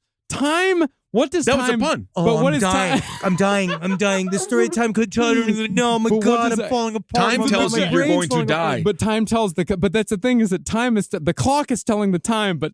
Well, the map's not the territory. That's actually what we're trying to slide to is the map's not the territory. Yeah, it's because sometimes it's like, yeah, sure, it's 6:45, right? But what is it really? I'm having time with my family. Yeah, exactly. Interesting. Time is just... And time can't tell that. Time can't tell that. Time's just numbers. Time is just something they bring up in court to try to put you at a scene of a crime. Always. True. And they're always cell phone towers, and I've never even seen one. No. Leave your cell phone at home. If you're going to kill your family, yeah, that's actually really important. Always. Unless leaving your phone at home ties you to the crime. Yeah, that's why leave your phone at your least favorite friend's house. Don't kill your family. True. There we go. Okay. The main thrust... fucking woke. That's ass woke. guy. That's woke. Well, the main thrust of the story that Time couldn't tell who really controls the news at Time and why it was that Time was in the pocket of pharmaceutical company Eli Lilly, makers of Prozac. The only time they have been, because they had balls. David Miscavige thought he could take on the pharmaceutical industry on the whole. Like he thought that we'll do it. Well, I mean, that's the thing is that the pharmaceutical industry just ignores Scientology. They're strong enough where they can just fucking flick them away like a fly on a rhino. They did not care. They're very powerful. But you had a little barking fucking Shih Tzu, and then David Miscavige coming at you all day long. Yeah. I mean, Scientology is, of course, anti-psychiatry. That's sort of the point of the whole fucking thing. Yeah. But there are some barbs in there with the, the Sanger family and things like that. Yeah, so again, that's so I not- think that could be an in for some people, though, be like, I lost my child to That's what opioids. And then it's like, curious. And you're like, I am. The latest issue of the Scientology magazine Freedom, the issue that is out right now, the front page, the front cover is all about opioids. Yeah. I mean, that's exact. And this is That's a universal. Yeah, that's a universal. Like people are like, that wasn't good and it's not good. You're right, and they were correct. But, Yeah. Well, the thing is about Scientology is that they had made multiple media appearances attacking Eli Lilly by saying that Prozac caused suicide and mass murder. Eventually, Scientology would blame everything from Columbine to 9/11 to the Holocaust on psychiatry and psychiatric drugs. These claims are fully displayed at Scientology's Sunset Boulevard exhibit called Psychiatry, an Industry of Death. Yeah. I'm actually just going to say Hitler could have used a little therapy. We all said, honestly, if maybe he just could've a scotch. Just a scotch, a Like little a- bit of a ketamine treatment. Just something where it's like, I know that they didn't read. I know they didn't like your paintings. I Adolf. wanted him to relax. He needed to relax. Please. We went to the Psychiatry Museum of Death. Yeah. I remember Museum of Death. Marcus and I. Psychology Museum of Death. Yeah, That's what it's called. No, it's Psychiatry Industry of Death. and Industry of Death. Industry of Death, And it's okay. actually pretty close to the Museum of Death very here in similar. LA. It's very, very similar. It's a lot slicker. It's very, very slick. Yeah, and then we put all your personal information into the into the member directory. Yeah, I guarantee you. Because they kept insisting to us write go in the logbooks, so we wrote Benjamin Kissel 656 Metropolitan Avenue from back in the day. I guarantee you, it's still That's there's nice. Scientology materials are still arriving at 656 Metropolitan Avenue. Well, that's great, guys. Thank you so much. Wow. And the Psychiatry Museum, it's fun to peruse, but it's it's dangerous. I mean, when we were there, behind us were 3 kids, 3 teenage girls that were all obviously raised in Scientology, and they were looking around this place like they were visiting Auschwitz. Yeah, they were very scared. They were terrified. So it's like a field trip, an educate, like it was all true to them. Yes, and that's also Mike Rinder's baby. He made that whole place. Yeah. Well, Psychiatry and Industry of Death is owned and operated in perpetuity by a Scientology front called the Citizens Commission on Human Rights. It was opened by a former psychiatrist hilariously named Tommy Zaz. Yeah, Mr. Zaz, Dr. Zaz. You call me Dr. Zaz. I didn't go to 19 years of funny doctor school to be called Mr. Zaz. But I was... Seems like he's a goofer to me. He is. He is a bit. His name is Thomas Zaz. Tomifer. It is Tomifer Zaz. We were joking last night because we were watching Battlefield Earth and Barry Pepper is in it. And Natalie's like, of course Barry Pepper didn't make it. His name is Pepper. He's in the Barry Pepper. He's not going to make it. And I was just like, he changed it from Barry Pepperoni because he knew he had an agent that was like, I don't know who's going to hire the pepperoni. Barry Pepperoni? Ooh. No, I'm not hiring Barry Pepperoni. I like Barry Pepper, though. I think so. Those bug eyes. He's best bug eyes this side of Jake Busey. But I'm pretty certain Battlefield Earth destroyed his career. Barry Pepper, you know what he was in? Fucking Saving Private Ryan. He was the fucking sniper. Ben, yeah, well, you fucking asshole. I guess he was able to use his big eyes for that. Barry Pepper. Yeah. Oh my. Yes. Canadian. Okay. Gotcha. But concerning Scientology's beef with Eli Lilly, they said that the drug maker had pressured their PR firm to drop them as a client. Because what other reason could there be for a reputable company to no longer be associated with Scientology? I don't know. Yeah. Why? But, you know, of course, after Scientology sued the PR firm, you were correct in saying that they had cause. They settled out of court. They also sued Time Magazine, but Time Magazine, they had much deeper pockets back then than they do now. They won the case. Yep. Yeah. Rise from your grave. Now, to massage Scientology's public image after the Time article, David Miscavige agreed to appear on Nightline with Ted Koppel in his first ever and his last public interview. You should watch it, Kissel. It's You would be. great. It's very, very interesting. Do you want to do a Ted Koppel off? Who can do the best Ted Koppel? I'm Ted Koppel. Welcome to Nightline. I'm Ted. Hi, welcome. And we have here the illustrious leader of the Church of Scientology, David Miscavige. I'm Ted Koppel. I'm Ted Koppel. Welcome to Nightline. Wait a second. Lauren's calling. Hello.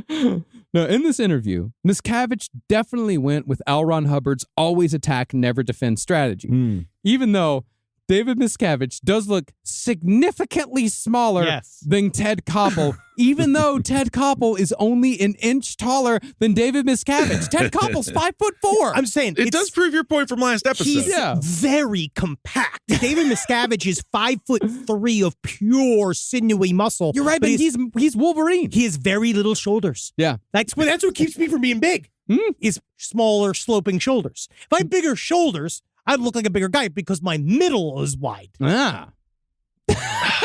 Yeah, if you were completely constructed differently. If I was bigger, I'd be bigger. But then why don't I look bigger? Because my shoulders are very broad. He has a V. He's got the body V. You have a British rib cage. Yes, that is true. The Brits have large rib cages. Well, so I actually view it as more long. More long than large. Yeah, long British rib cage. That's what the problem is. Okay, that's what I'd say about what your problems are. That's what I'd say. Yeah, that's one of them there. So Nightline, they showed a brief segment before the interview detailing Scientology's many crimes against former members. But Miscavige said that all these claims came from the Cult Awareness Network. Yeah, and he said the Cult Awareness Network can go fuck itself. But he didn't say that on Nightline. No. He said on Nightline that the Cult Awareness Network was to Scientology what the KKK was to, in his words, the blacks. Oh. He also kept referring to, anytime he referred to a woman, he referred to them as a girl. He'd say this girl. And because we know, because he made that statement when he was 19, when they were auditing him, and he went to one of his instructors, and he's like, who lets all these fucking broads audit people? Like, he was, he is very misogynist. But then Ted Koppel would be like, you mean a woman? Every time. And it rattled the fuck out of him. He got real sweaty. Because that's the thing, is that he knew that Ted Koppel had a point to correct him him on Yes. because he couldn't argue with, no, I call them girls. So he Right. had to say yes to something. And then once he did that, Koppel fucking had him by the throat. Wow. Yeah, put him on the defensive. Is And this a that's- Koppel get? this- It was. Oh, it's a huge. No, it's You got coppled. It's it's an hour long. It's a great fucking interview. Well, he showed up thinking it was only supposed to be half the segment. And Yeah. Ted Koppel was very good because he's like, we want to make sure everybody hears everything you have to say. So not only are we gonna we're gonna air all your segments and the stuff you gave us, we're giving you a full hour. Mm-hmm. But Great. that pissed David Miscavige off because he thought that if they had he thought that they were setting him up, which they were. were. Of course, They absolutely yeah. were. And so in order to kind of, I guess, bargain, David Miscavige demanded to see the 15-minute introductory piece detailing the accusations before he went on air. And that's never done. But when the producer stood his ground and said, no, you can't do that, we don't do that, Miscavige grabbed him by the shirt collar, pushed him against the wall, and said, quote, You lie! You're trying to fuck me over! You handle this or we are all walking out! yeah. You know, to some degree, that is gotcha journalism, and everyone should have the same amount of information going in. So I don't disagree with. They should have showed him. They should have showed him. To him. He's an abusive cult leader. No, I and know. if you didn't show him, if you showed him the stuff, he never would have showed up. Yeah. Yeah. So Right. you're just trying to get him in the room. They know all these things. You got to get him in the room and get him on camera. Yeah, it's not like they're trying to fucking get Mr. Rogers here. Like this Whoa. this is an evil, evil man. Yeah. No, They we gotta don't trap know him. about Mr. Rogers. We do know crimes. about Mr. Rogers. He was fantastic. There's no crimes. Yes. Absolutely zero. I know. He's the only one who ever got out clean. It really is. He really did. Well, Mike Rinder said that this was the first time that he ever saw Miscavige physically manhandle a non-Scientologist. But it worked. And the producer showed Miscavige the pre-interview piece so he could prepare answers. Thing is, though, in the end, didn't fucking matter at all. He prepped for weeks. Yeah. And he still was just so. He would he'd be like, ask me a question like you Ted Koppel. Mm-hmm. And the guy would go like, so, Yeah. like he would do the thing. And he's like, that's not what fucking Ted would say. And he would berate all of them. Right. And he just was Yeah. bad at it. You know, you don't have to prep for weeks if you're not a fucking liar. yeah, it Yeah. seems, That's the nice thing yeah. is if you just tell the truth, you can only maybe prep for like an hour. Yeah. Just get ready for it. It's get something your to brain on. something to get out of the way on the way to the grocery store. Absolutely. Yeah. You know, get some stats right to prove your points. Yes. Mhm. That's all you need. Now, the thing about the interview is that David Miscavige does not come off well. No. He looks crazed. Ted Koppel rattles him multiple times, as I said, and he asthmatically wheezes through the entire interview, even though he claimed in the interview that Scientology cured his asthma. It's very interesting because if you look at the difference between other Scientologists on camera and David Miscavige on camera, same thing with LRH. They both suffer from real sweaty in an environment where they are not in total domination. Right. And David Miscavige is actually not a great public speaker when he's not in charge. Interesting. And you're watching him. It's like, because it's interesting, especially for a Scientologist, because he's tripping over words. Oh, yeah. He's saying wrong things. He's saying stuff like, Yeah. he looks real unsure, real unsteady. And that's the interesting thing about his bad performance, because Scientologists, they're usually slippery little sphinxes when Yeah. it comes to defending their religion in interviews. There's nary a high-ranking Scientologist under Miscavige whose goat gets got by a reporter. Yeah. Have you seen Mike Rinder on camera? No. He's terrifying. Yeah. Oh, He was yes, I actually have seen The him. Yes. hollow-eyed, like that face, like a granite slab. Like it's exactly what you like. There's something about it. It's intimidating. It's again non-reactionary. Well, and it's also the bulldog look. Like it's that straight up, like they have that sort of look where you think any moment they could snap and rip my throat out. Yeah. Fun. Now, the reason behind this discrepancy is simple. Ironically, David Miscavige has probably never actually gone through the Scientology training that everyone else has. I'm We going to kill realize this it. guy. I'm literally going to fucking kill this Because guy. he got he was the ultimate boy Yeah. clear. Yeah, You know? yeah. He was declared clear at the age of 15. Right. He's been in charge since he was 27. He's probably never been bull baited or screamed at to the extent everyone else has. It is ironic because he is the leader of a cult and he has never actually done the training for the cult. He That is never had to. ironic. It's really interesting because he also he didn't get trained, right? Because he was telling people that they were wrong during the time period when they were trying to. There was a little opposition to Miscavige taking over, and there was one guy that was like, he's there is a potential trouble source here. We think that he's got some overts and withholds. Before he takes over everything, someone needs to make sure to re-clear him, because they do re-clear all the time. Do a re-clear. And David Miscavige was just like, no, Yeah. I won't do it. And they were like, no one ever said no. I guess we can't do it. Yeah. They all just like the power of his literally been like, no, I won't. Yeah. I'm clear. I don't need to. I'm clear. I feel clear. Well, that's why he got coppled. And he also, what I believe he probably did is when people were trying to re-clear him, I'm sure he gave some veiled threats or not so veiled threats of, you just wait, see what happens when I get in charge. Oh, yeah. Right. It's already, the writing's on the wall, buddy. Oh, yeah, man. And that's the thing is that Miscavige not doing the training, I think it's also why L. Ron Hubbard was also awful at interviews. He was bad at it. LRH was not. That 145-minute, because he also only has one public interview, and he's just not. That's you see the twinkle, but I'm not getting it from him. He knows the tech, but he hasn't done the training. But that's the thing is that it's also why both of them were and are highly successful cult leaders. As we've said before, you got to be somewhat outside the sphere of belief if you truly want to lead the cult. And David Miscavige is the ultimate insider's outsider when it comes to Scientology. There you go. For example, in an effort to rewrite history when it comes to Scientological perception of the Ted Koppel interview, David Miscavige simply declared that it was the greatest interview ever done on the subject of Scientology. It's the best. I did it. Kobe, I'm taking this shit down. Mm-hmm.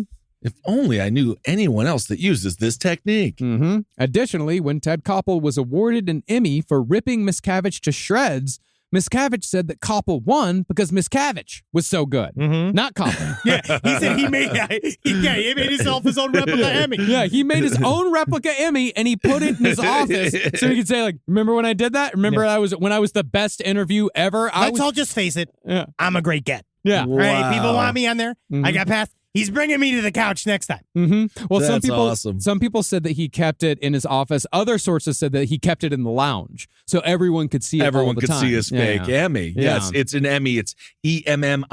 It's a special Emmy.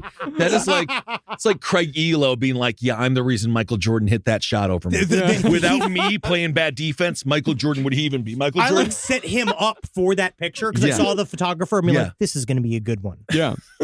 Now, around the time that Mike Rinder saw Miscavige assault a non-Scientologist for the first time, that would be the producer, Rinder began falling out of David's favor because he hadn't clapped hard enough at the announcement of a new edition of the What is Scientology Encyclopedia. That is true. He's just a more loser Kim Jong-un. Yes. He's just... Well, Rinder was kind of having a bit of a moment himself because he wasn't clapping was because Miscavige had told Mike that he was the one who was going to roll out the What is Scientology Encyclopedia. But at the last moment, Miscavige had Mike's brother roll out the encyclopedia. So Mike was over there pouting. Yes. And because he didn't stand. Yeah, he didn't stand. He didn't clap. And so he went to RPF. Uh-oh. Mm-hmm. First, they sent him out there cleaning up the bowels of the Freewinds in an echo of the Mudbox Brigade days. But after just a few days on the boat, Rinder was sent to live in isolation at the INT base, also known as Gold Base. Oh, that sounds fun. Ooh, It's it's really fun for Tom Cruise. I love gold. Yeah. Now, the Gold Base is where the real dirty work of Scientology is done, where David Miscavige lived for many years and where the most elite members of Sea Org live and work. Located 85 miles north of Los Angeles, Gold Base is a heavily guarded compound surrounded by imposing bladed fences that keep people both in and out. They say it's telling because it's the spikes at the top are pointed inwards and not outwards. No, they're pointed both inwards and outwards. Wow. And when they actually someone did actually ask them, like, so why are they also pointed inwards? And their answer was, they came that way. That's the way they were delivered that way. That. We said to the guy, "Oh, this seems frightening," and he was like, "You must be a mix-up at the factory, but these are yours." Seems now. like you're pretty compulsively in control about everything, but they just came that way. Well, oh god dang it! Well, Gold Base also has motion sensors around the perimeter. They have patrols, cameras, and Gold Base is where they have the palm tree that people pay $5,000 to run around. Yeah. Oh, cool. Yeah, it's cool. Wow. This is also where Tom Cruise goes to get audited. Actually, one time, Mike Rinder got beat by David Miscavige because Mike Rinder sent Tom Cruise to Clearwater to get audited. Unbelievable. That's not 'Cause good honestly, enough for Tom. I would never want to go to Clearwater. No. You know? Because that's the thing. He's got to fly into the Tampa airport, and then he's Ooh. got to drive 30 minutes Yeah, just to get to flag tram. base. I hate that fucking tram. That tram's awful. Why don't you just walk? It's like fucking, it's like 100 yards. I don't know. We just don't know, do we? Additionally, Gold Base is also the location of a $10 million mansion built for L. Ron Hubbard. That's the thing. It's built for LRH. Okay, so no one lives in it? Well, that's the thing. LRH never lived there, nor does anyone live in the mansion now. Great. But it is meticulously maintained. There's even clothing set out for L. Ron Hubbard in the sudden event of his return or reincarnation. Well, technically, David Miscavige did live there for a period of time, but now that he's kind of permanently on the run and probably will be so for a long time, For the rest of his life. But one of the options of it is a fully customized mansion that has every single bit of it. You can see a picture here of the. I'll show you, Marcus. This is David Miscavige's motorcycles, flanked by him and Tom Cruise's matching motorcycles, right? That they that's bought nice. together. I can't wait for next week. We're gonna get into their relationship. But these are the sexy. punishment chairs that he installed outside of his office. These two steel folding chairs Naughty. that are built into the wall that are supposed to so you know that you're in trouble when you're sitting in them. It's all custom lighting, all this kind of shit. He has a $20,000 desk made out of steel and leather. Jesus. Oh, steel and leather. Steel Nothing and more cozy than steel and leather. No, it's Hot very- in the summer, cold in the winter. It's masculine. Gold Base is also where some of the harshest punishments one receives in Scientology occur. And during the 90s, those punishments often occurred at the direct hand of David Miscavige. For example, after Mike Rinder spent a few weeks at Gold Base doing menial duties, someone arrived with written orders telling Rinder to report to the Upper Villas, which was the code name for David Miscavige's offices. Now, Rinder wasn't a fan of the Upper Villas. The last time he'd been there, Rinder had been merely standing outside a meeting when Miscavige burst through a screen door wearing only a terry cloth bathrobe. Without saying a word, he grabbed Rinder's neck, slapped him, punched him, and threw him against a tree. Yeah! My. Yeah. All in a bathrobe. Yeah, dude, that's all in a bathrobe. that's real power. I Beating guess. somebody else while you're naked is it's a strong move. Yeah, bathrobes have had a very bad couple of years. And I'm just going to say this. It's not the bathrobe's fault No, that the people that wear them are very bad. He's talking about Harvey Weinstein. You know what? Every story has every bathrobe. Bathrobe. Yeah, you know what? That's the thing is that I didn't know, but I knew that's who we were But is talking it weird? about. Is it like, I actually feel it's more intimidating to be in a bathroom than to just be naked.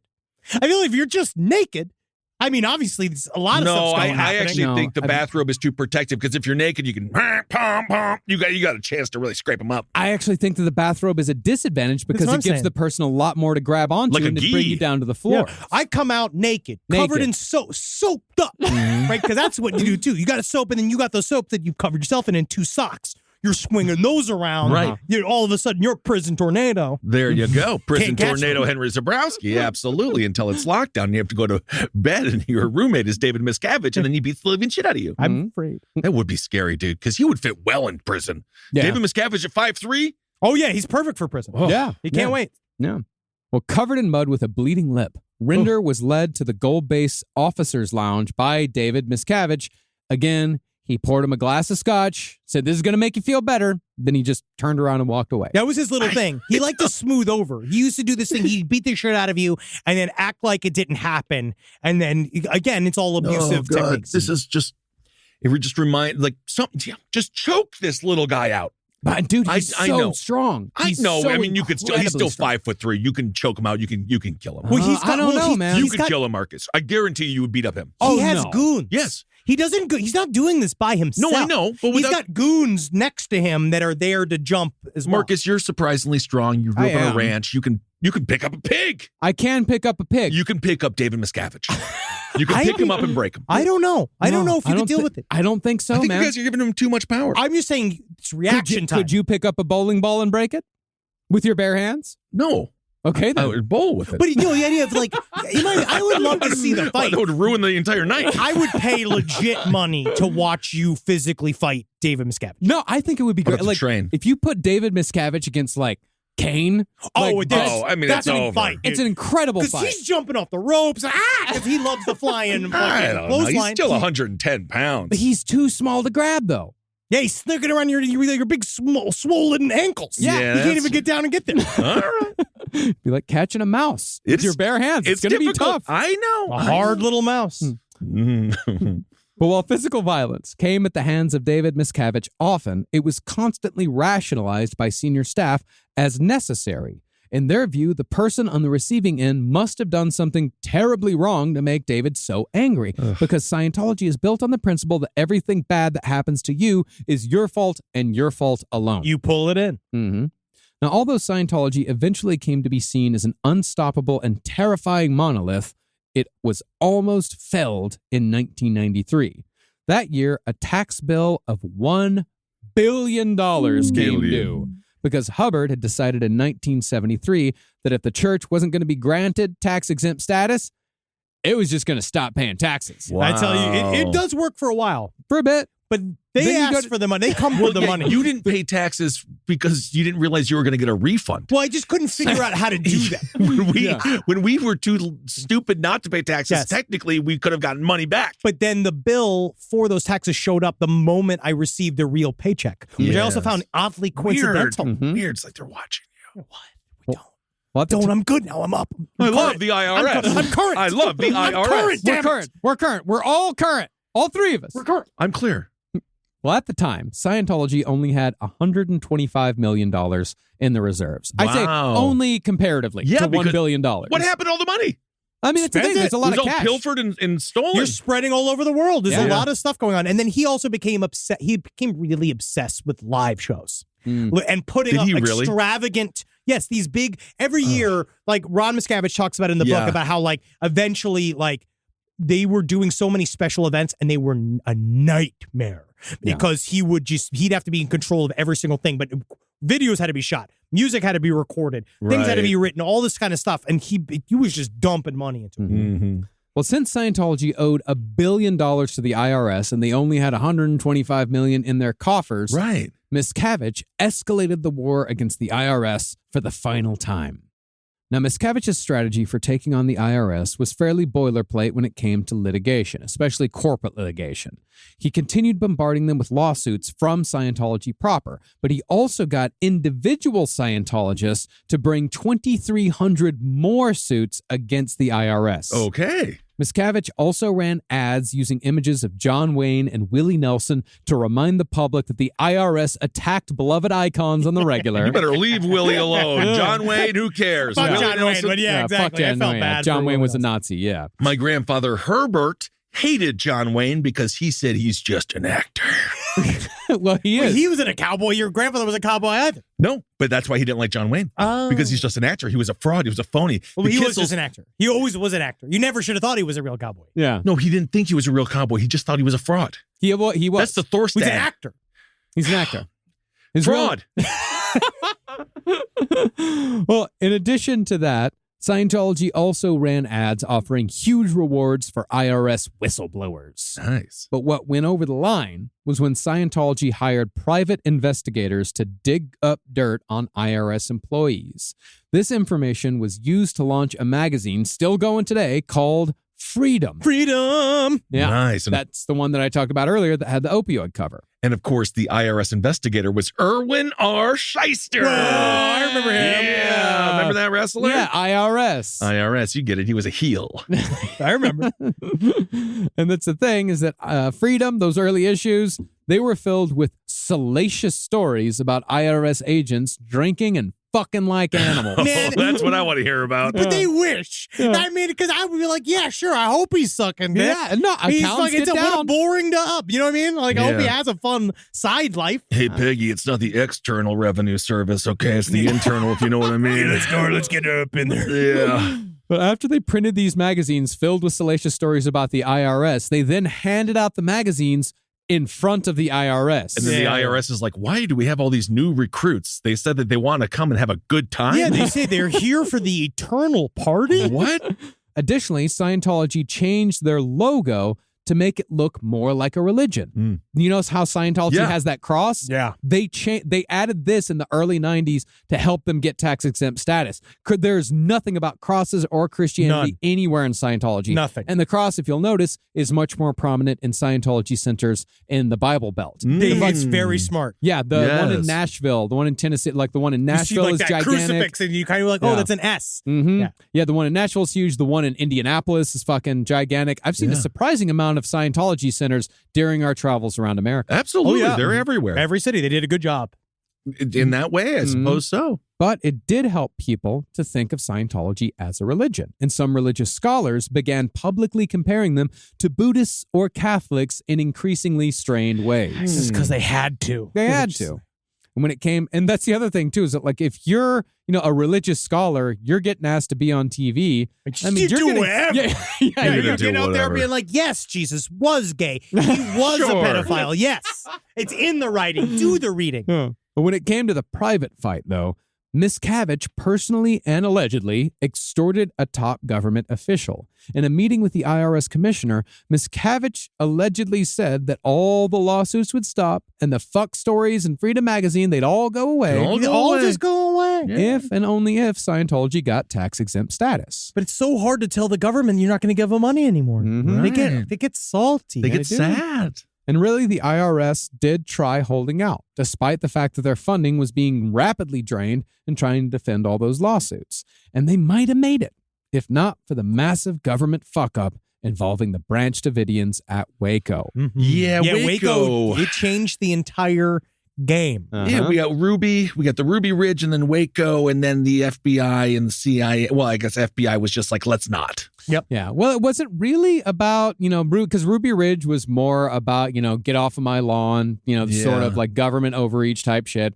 Waco, the reason why Waco was important was because it was a religious movement. That's the idea. It's a fringe religion that the U.S. government came down and killed a bunch of people, right? Yeah. 76 people. It was the ATF and the FBI, right? Oh, yeah. That was those two, yeah. That happened in 1993. Janet Reno. Yeah, Janet Reno, of course. And this is right in the middle of the Scientology fight. And it became a very bad look for the government to be at odds with any fringe religious movement. Bad PR. Additionally, Bill Clinton, he had a roommate in college who was a Scientologist. And according to Bill Clinton, that guy was pretty all right. He was pretty all right. That is literally, you should be like, I feel that maybe that these Scientologists, they may not be as dangerous as one thinks, because I'll tell you what, he gave me the dictionary I needed in order to impress Hillary Rodham and allow me to press my body on hers. Yeah. How long you want to keep this going? You want?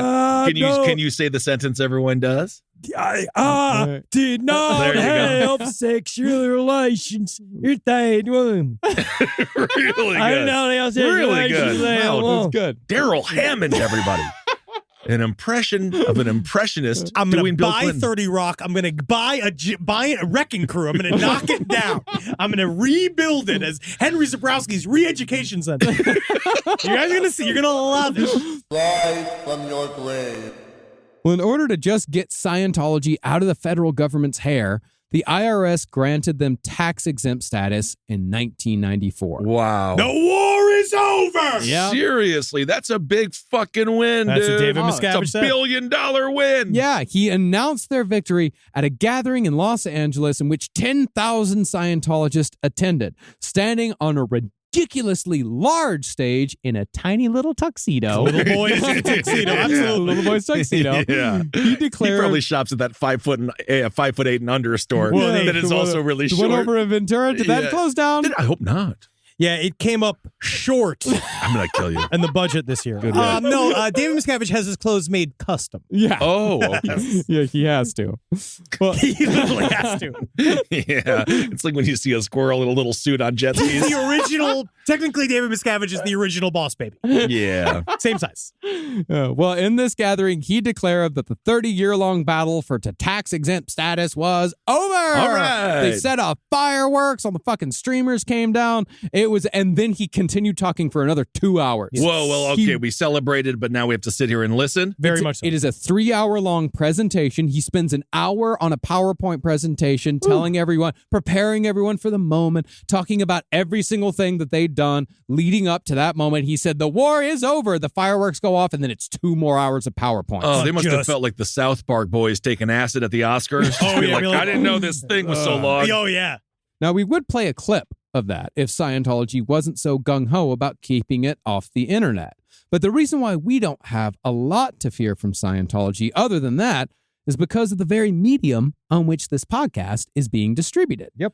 We are on the internet. The true free winds of thought. Yes. And the internet. Demonetized on YouTube. So fast. So fast. Demonetized. Wow, we got kicked off Twitch in 13 minutes. We did a good job the weekend. Now we're 13? back on. That was good. Yeah, that was 13 good. minutes. Yeah, That's not bad. 13 minutes in that. 12 minutes longer than I thought we were going to last.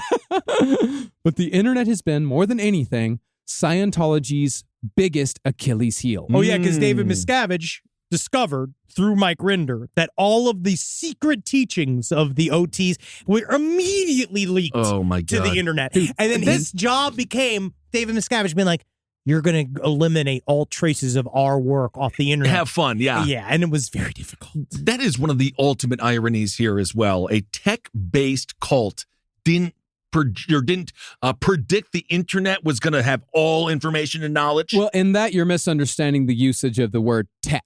Yeah. Because right, because when they they- do make-believe tech. Yeah, because that's the thing. When Yeah. they say tech, they're talking about Gobbledygook. these ethereal Actors' They're talking exercises. about techniques, not technology. Yes. Right. So LRH called it technology because it was fun for him to say that. Yes. Sure. Yeah. But that's the thing, is that the fucking OT levels, they went on the internet in 1994. Yeah. Wow. Like, very, very early That was on. dial-up. Yeah. Oh, yeah, the Xenu Way story. dial-up. Oh, yeah, the Xenu story, the Galactic Overlord shit, the atomic bombs, all of that. They were released to the internet to great ridicule. And this was when the internet was mostly sci-fi nerds. Wow. The release of this material shook the faith of some Scientologists at OT3 and above because Hubbard had always been explicit in the claim that people could become ill or even die if they weren't properly prepared to learn about Xenu, the Wall of Fire. Additionally, Scientologists working their way towards OT3 were also shaken because, what the fuck? Holy fucking shit. Like, that's it? Yeah. That's what we're doing here? Yeah. Wow. This, of course, set off a never-ending string of lawsuits against the internet. Yes. Which, of course- everybody they could get a handle on. Yeah. The only person to beat the internet was Hulk Hogan, and that's because of Peter Thiel. Yeah. And that, of course, prompted an even stronger response from the internet. Every time Scientology came at him, the internet came back fucking harder because every time there were more people on the internet. Right. Mike Rinder called it a game of whack-a-mole from hell. Yeah. Yeah. Yeah, that makes sense. And eventually Scientology, they gained the ire, they drew the attention of 4chan. Oh, yeah. Because if you'll remember, the first target of the Hacker Collective Anonymous was Scientology. Oh, yeah. Hell, me and my buddy McPherson, we actually went out to some fucking 4chan Scientology protests. I remember that. Yeah, and, Really? we went out there, there are all these guys in Guy Fawkes The Guy masks. Fawkes shit. Yeah, it was Which you really can buy. fun. The Guy Fawkes mask, by the way, you can buy in the toy section at Target now. Oh, no, That's cool. they figured out how to, again, fold it in. Fold it in. Folded in. But all that is to say that Scientology can never come even close to purging the internet of Scientology material or negative Scientology press. And the more they try, the harder it gets and the worse they look. So when they saw that the rise of the internet directly correlated to a fall in membership, Scientologists began isolating themselves even further. Well, that's now we're just going to play to the crowd that'll have us. Yeah. We're going to try to end it because other people can't handle it. So now we're just going to keep it to the people that are already here. Yeah, keep them here and make them have children so there are more people there. I mean, it's interesting because it's against their one of their paramount principles. They should have more internet. They should have more .coms. They should have flooded the internet. Well, they actually do. If you look at Scientology.org, it's thick. it's very thick. And Yeah. of course, there's so many other front webs. They have so many fronts. Well, Okay.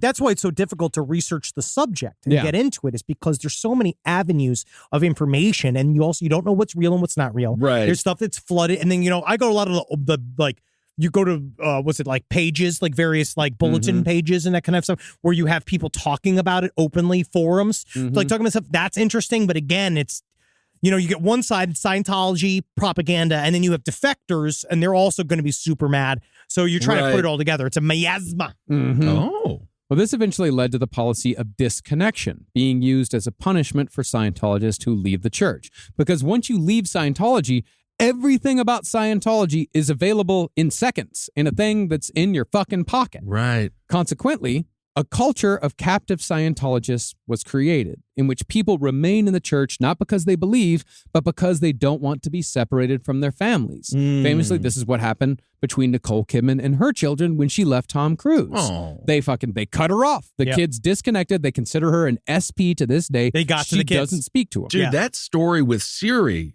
Cruise, that was really scary. That was happening in New York. Yes. When they were hunting down her, and I'm actually blanking on the name of the actress Katie now. Holmes. Katie Holmes. But that was all over New York. Oh, yeah. I remember that too. Now, the reasons why Scientology has been able to survive for as long as it has are twofold. One, Scientology never has been, at any point in their existence, a sex cult of any kind. It really does make it cleaner in a way. Well, I mean, that's the thing. You don't have any big crimes attached to you. But that's not to say sexual abuse doesn't occur there, but no more or less than what happens in any organization made up of humans. Well, and they're also known to protect predators as well. Oh, of course. Yeah, Much Danny like Masterson. We'll get into next episode. Absolutely. But perhaps more importantly, Scientology has never been successfully tied to a death. But that's not for lack of trying. Yeah, what about that one woman that's been missing since 2007? There's no death. She's still missing. That's the thing. If you just disappear, isn't that like death? I mean, it depends. For us, because we're hams. Yeah. But some people like it. You know, you look at Hubbard, who's the other dude, the former actual quote-unquote president of Scientology, who used to be the face, who used to be the spokesclam for Scientology because they felt that he was he looked like old and his like grandfather. His grandfatherly and stuff. And eventually what they did is they removed him. Okay. And he went into more of a voluntary hiding than whatever Shelley Miscavige is currently involved in. We don't know quite what the level of what Shelley's mindset is quite like, but we know for a fact that Haber just took it and is still alive. Yeah, and is go sitting hang in out in the isolation. woods. I'm not But talking do to we him. know he's still alive? Because he was an old man when he went away in 98. We know he's not dead. How do we know that? They say they say that we'd know if he was dead. All right. I fucking don't know. There you go. Well, the closest that it ever came to Scientology being attached to a death was in the case of Lisa McPherson. In 1995, McPherson had a psychotic breakdown, but instead of being taken to the hospital, she was, quote unquote, treated using Scientological techniques for 17 days. She died on day 17 from a thromboembolism caused mostly by severe dehydration. There is no this way. is their version of an exorcism. Yeah, this is Annalise Yes. McKell, absolutely. There is no way that this is the only time that this has happened. God, there's no. no fucking way, because what their policy was, LRH said, to fix, quote unquote, a psychotic person was to put them in isolation, because he said the only thing that can help their spirit is their own spirit, but the Thetan has to talk to itself. It's really wrong. It makes no sense. That's really wrong. But there's no way this is the only person that died this way, because they also they only believe in doctors for broken bones. They think that everything else can be healed using auditing. And they also only ever take people to doctors who are also Scientologists, who also won't treat you for the things that Scientologists won't treat you for. Okay. Yeah. And during her autopsy, it was found that she had been comatose for up to 48 hours before she died. She was covered in bruises and her body was covered in cockroach bites. Oh. Those, of course, from being left alone in, I think, a Scientology hotel. Yeah, these bullshit Florida little motels that they bought that they turn into essentially boarding houses that are just awful, deregulated, little shitholes. Yeah. I thought they had a bunch of money. Well, they do, but not for their members. Okay. Now, during the initial investigation, Mike Rinder was involved in conducting phone interviews to see what everyone knew. And the whole time, Miscavige was right there next to him, listening in on another phone, directing what to say, and gesticulating wildly when anyone made a misstep.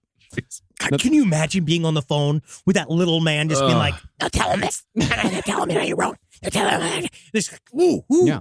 Now, the stakes here were incredibly high, because if Scientology was found to be legally culpable in the death, they'd be in danger of losing their already shaky tax-exempt status. They'd only gotten tax exemption the year before. Right. Now, Scientology itself was indicted on 2 felony charges in McPherson's death, although charges were recommended against individuals.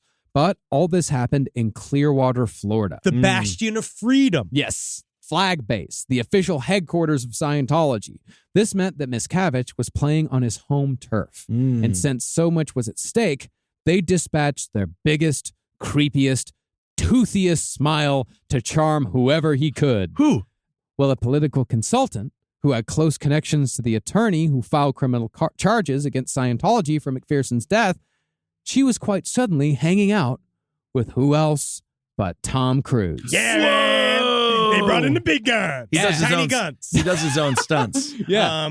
This is the thing is that He does do his own stunts. he which is did, kinda he cool. did he does. He does. But he's not a good guy. No, I'm just saying He's the not like a sentence. good guy. I'm just saying he does his own stunts. he does. That's all I've said. Well, TC had flown down to Clearwater, where he hosted a series of dinners with this consultant. You can just see him. I can't say it would be relaxing to No, be it honest. is. I know people that have met him and have been in his circle, and he is not a relaxing human being. No. He's friendly, Yes, friendly. but very scary. Yeah. He not only told her stories of how Scientology changed his life, but he also showed her clips of his upcoming movies. And if you look at this timeline, most likely she saw early footage of Mission Impossible. Wow. I mean, that makes you feel Wow. super cool. Right? Wow. You're sitting there, you're hanging out with Tom Cruise. He's like, look at this picture. Like, this is all backstage. Be like, who's Lisa McPherson? Oh, you don't remember, right? Yeah. No, look at this here. This is me having lunch with Steven Spielberg. Ooh. Now, of course, TC wasn't the only deciding factor in this case. TC, Tom Cruise. Really, I think the audience knows. Yeah, I got that one too. I was like, yeah, Tom Cruise there, sure. really, we only mention it to drive home the fact that Tom Cruise is not an innocent bystander when it comes to the nefarious sides of Scientology. Does his own stuff. So does David Miscavige. Okay. Well, really, the deciding factors were more in Scientology's efforts to pour millions into local charities and in the smear campaigns they ran against McPherson's family, branding them as gold diggers. Of course, they also contributed quite a bit to political campaigns as well. Overall, Scientologists spent between $20 and $30 million trying to defeat this case. But don't worry, because the U.S. government just gave them that money back. Yeah. So they had plenty. Right. And in the end, they did defeat it. 4 years after McPherson's death and 4 months before the case went to trial, the medical examiner very suddenly decided to change her ruling to say that McPherson's death was not undetermined, which is key to criminal charges. If it's undetermined, it could be homicide. It could be any Right. number of Oh, things. sure. But she changed it just before the trial to accidental, Just which wanna means say- nobody was Wow. responsible. We finally went through all the materials and we looked at it and we found a banana peel Oh, in the room. And so we're pretty Yep. certain this is a goofer moment. This is a goofer. Goofer. She was a bit of a goofer. Oh, she was a goofer. in the moment. Yeah. McPherson's family then settled for an undisclosed amount in the ensuing civil trial, and that was that. Okay. But even though Scientology won, Marty Rathbun said that the trial changed David Miscavige. When it was ruled that Miscavige could be added as a defendant before he made the whole thing go away, Miscavige allegedly had the, quote, explosion of all explosions. Whoa, by his standards, that's a big explosion. It was. And that's the thing, is that after that, it was said that Miscavige became progressively more violent, more antagonistic, and more irrational. But while irrational could certainly be used in conjunction with David Miscavige when it comes to personal interactions, there was nothing irrational about his creation of a brilliantly devious initiative called Ideal Orgs. This is where you could put David Miscavige in the Hall of Fame of scammers. Yes. Right? Like, of all the things, because, LRH, obviously, the tech, that's kind of what the invention of the entire fucking thing. But the Ideal Orgs is what, really is David Miscavige's legacy within Scientology. This is why we're going to be hearing the word Scientology for the next century. Yeah. Right. See, in the year 2000, the city of Buffalo refused to authorize the construction of a Scientology mission in their city, with good reason. Scientology then sued for religious discrimination, and they won.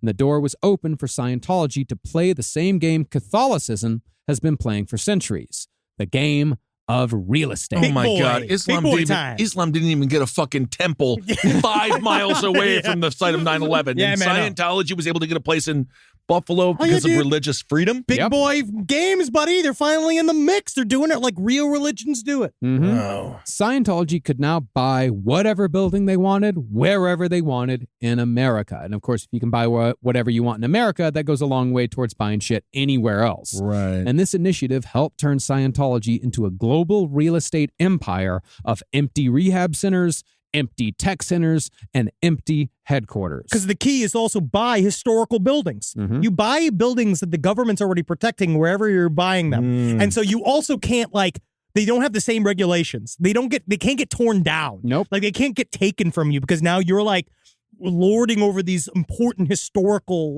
resources. Right. I think they own something like 5 or 6 buildings around Times Square. Oh, wow. They own shit everywhere. They might own the TGI Fridays. They might own Bubba Gump. They might own Bubba Gump has changed. To what? I don't know. They changed the name though. No way. Yes, they did. The one at City Walk, Yeah. the Universal City Walk is still Bubba Gump. Sir. I'm looking at Bubba Gump Shrimp Factory. No, okay? Bubba Gump Shrimp Factory name change. All right, Bubba Gump Shrimp. They changed it to company. Bubba Gump Shrimp Company? Yeah, what is this? A fucking MLM? Am I selling shrimp to my aunt? I don't know, man. Do I have to buy a pallet of shrimp and then move the shrimp and then have her sell the shrimp down the line?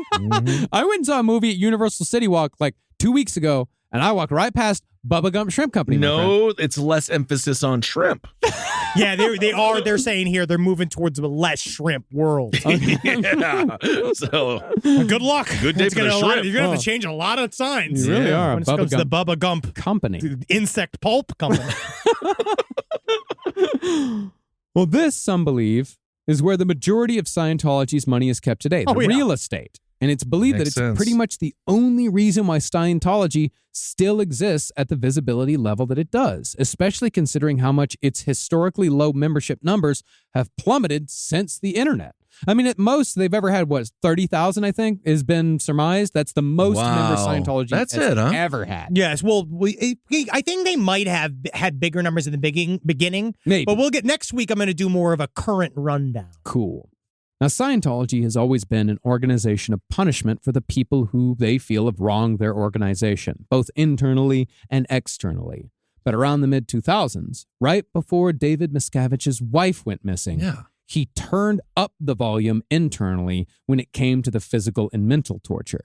See, around 2004, David Miscavige quite suddenly declared one of his top guys, Marty Rathbun, an SP. No. In fact, David Miscavige had been declaring a lot of the top guys in Scientology SPs, saying that all of them were actively trying to destroy the church from the inside. This included Mike Render. Therefore, these people had to be punished. That's when David Miscavige created The Hole. And that's where we'll pick back up Wow. next week with both the tortures of The Hole and the tortured fish-fucking celebrities whom All Scientology right. has caught in its web. Yeah, got him. Fish fucking is a stunt. I know. And he does his own stunts. This Wow. story All fucking right. drives me nuts. David Miscavige is a fucking quite the villain. Yeah. And he's getting worse. And we're going to see what happens. Well, it's just where's this woman? Where is this woman? Where's this She's woman? in Big Bear. She's Yeah. she's upstate 2 hours north from now. She's she's in what is the Church of Scientology? It's the Church of Religious Technology, I believe it's called, or maybe it's the Center of Religious Technology. It's where the plates are. You know, I'm going to tell you this, little Ben Kissel advice. If it takes too many words to explain your ideas, they're not good. You see, that's a Richard Feynman idea. Yeah. You know what drives Limited me? words. You know what drives me nuts? Dog butts. All right. Well, there we go. Thank you all so much for listening. Dog butts drive me nuts. Jog butts. Dog butts do drive you nuts. I'm going to say the sexualization of corgi butts is disgusting. Yeah, I don't it like is. it. I actually don't like As all the- the talk about dog butts. As the owner of a corgi, I don't like the people talking about corgi butts. I just remembered there was a book at the groomers where I used to drop off my corgi to get her butt squeezed. It had a Quite the book- groomer. Quite Yeah, the I know. groomer, yeah, because it's Coppertown. You know all about Coppertown. And the dog, they had a book that they left at the reception area called "Dog Butts Drive Me Nuts." And it well, was maybe just a you book shouldn't be full a of dog fucking butts. groomer then. Well, I If saw there was a I will kindergarten say- teacher that said kindergarten kids drive me, I don't Hey, even know. kindergarten kids make me hard. Yeah, it's gonna be really, you really don't bad. Get to be a, You don't get Not to be anymore. A teacher anymore. No. I saw a dog with a shaved pussy at the Americana. Well, that is disgusting. Okay. All right, everyone. Thank you all so much for That is listening. true. That is so gross. It's awful. All right. We're not going to talk anymore. All right, we've got Australian WonderCon. dates. WonderCon is coming March 21st. Yeah, WonderCon soon. out in Anaheim. We're going to be there at least Friday and Saturday, I think. Yeah, March. signing at the Z2 table. It's going to be sweet. March 8th, we got Classy Night Out. We're going to be doing in LA. I'll put up those dates in my socials. We got April 8th. I'm going to put the link. That's live side stories. And we'll be in Australia August 2nd through 12th. And we're going to harangue you with a bunch more stuff for the rest of your lives. Absolutely. All right, everyone. Thank you so much for listening. And thank you for the great response for our live stream. It was back February 21st. We're back today. And we're back every Tuesday at 8 p.m. PST. So we're going to have a bunch of strange videos and a whole bunch of fun banter. It's so fun. I love being back. I didn't get plastic surgery. Just the lighting was weird. Why do you only find this? I didn't hear anyone say that. Can you imagine thinking you had plastic surgery? People, that's what they've You been just saying. look No, young. they just said Who said that? They said Who said that? They said on the chat, they're like, Marcus looks waxy. He looks like he had plastic surgery. I didn't have plastic surgery. Can you imagine? This is because Wow. you're next to two of these most rapidly aging men within two miles, and so Wow. you just look super young. I don't next to us. I don't They age said waxy. rapidly. Waxy, yeah. Like I'd have the work done. I haven't had work done. I look the same. I mean, I'm you all have your- natural. yeah. Let's If just be anything, it's a honest. compliment, to be honest. Let's be honest, all right? You got your penis shortened. He did. And you know that. That's just because of Unfortunately. Carolina I did. kept complaining about her guts. So Very nice. All right, all that's his wife. smashed. Okay, everyone, thank you all so much for listening. Hail yourselves. okay. Magustalations, everybody. Hail Carolina's nuts. Nuts. Yes. Hey, that okay, was the all right. surgery. Over the Okay. line, buddy. Over the line. Over the line. Smokey. Over the line. Over the line, Over the line. Smokey. I'm pulling it in. Pull it in. Pull it in. Did it to myself. You need a Thetan check. Yeah, and the only work that I've had done is when I went to the haircut lady that you recommended, and she ripped out all the hair in my nose. That's It's not important plastic to do. surgery. It's With not the plastic wax. surgery. That's It was a important. big wax. She does that for me too. She does my top of the line and my back. It's fun. Hollywood has changed both of you. She did mine for free. This show is made possible by listeners like you. Thanks to our ad sponsors, you can support our shows by supporting them. For more shows like the one you just listened to, go to lastpodcastnetwork.com.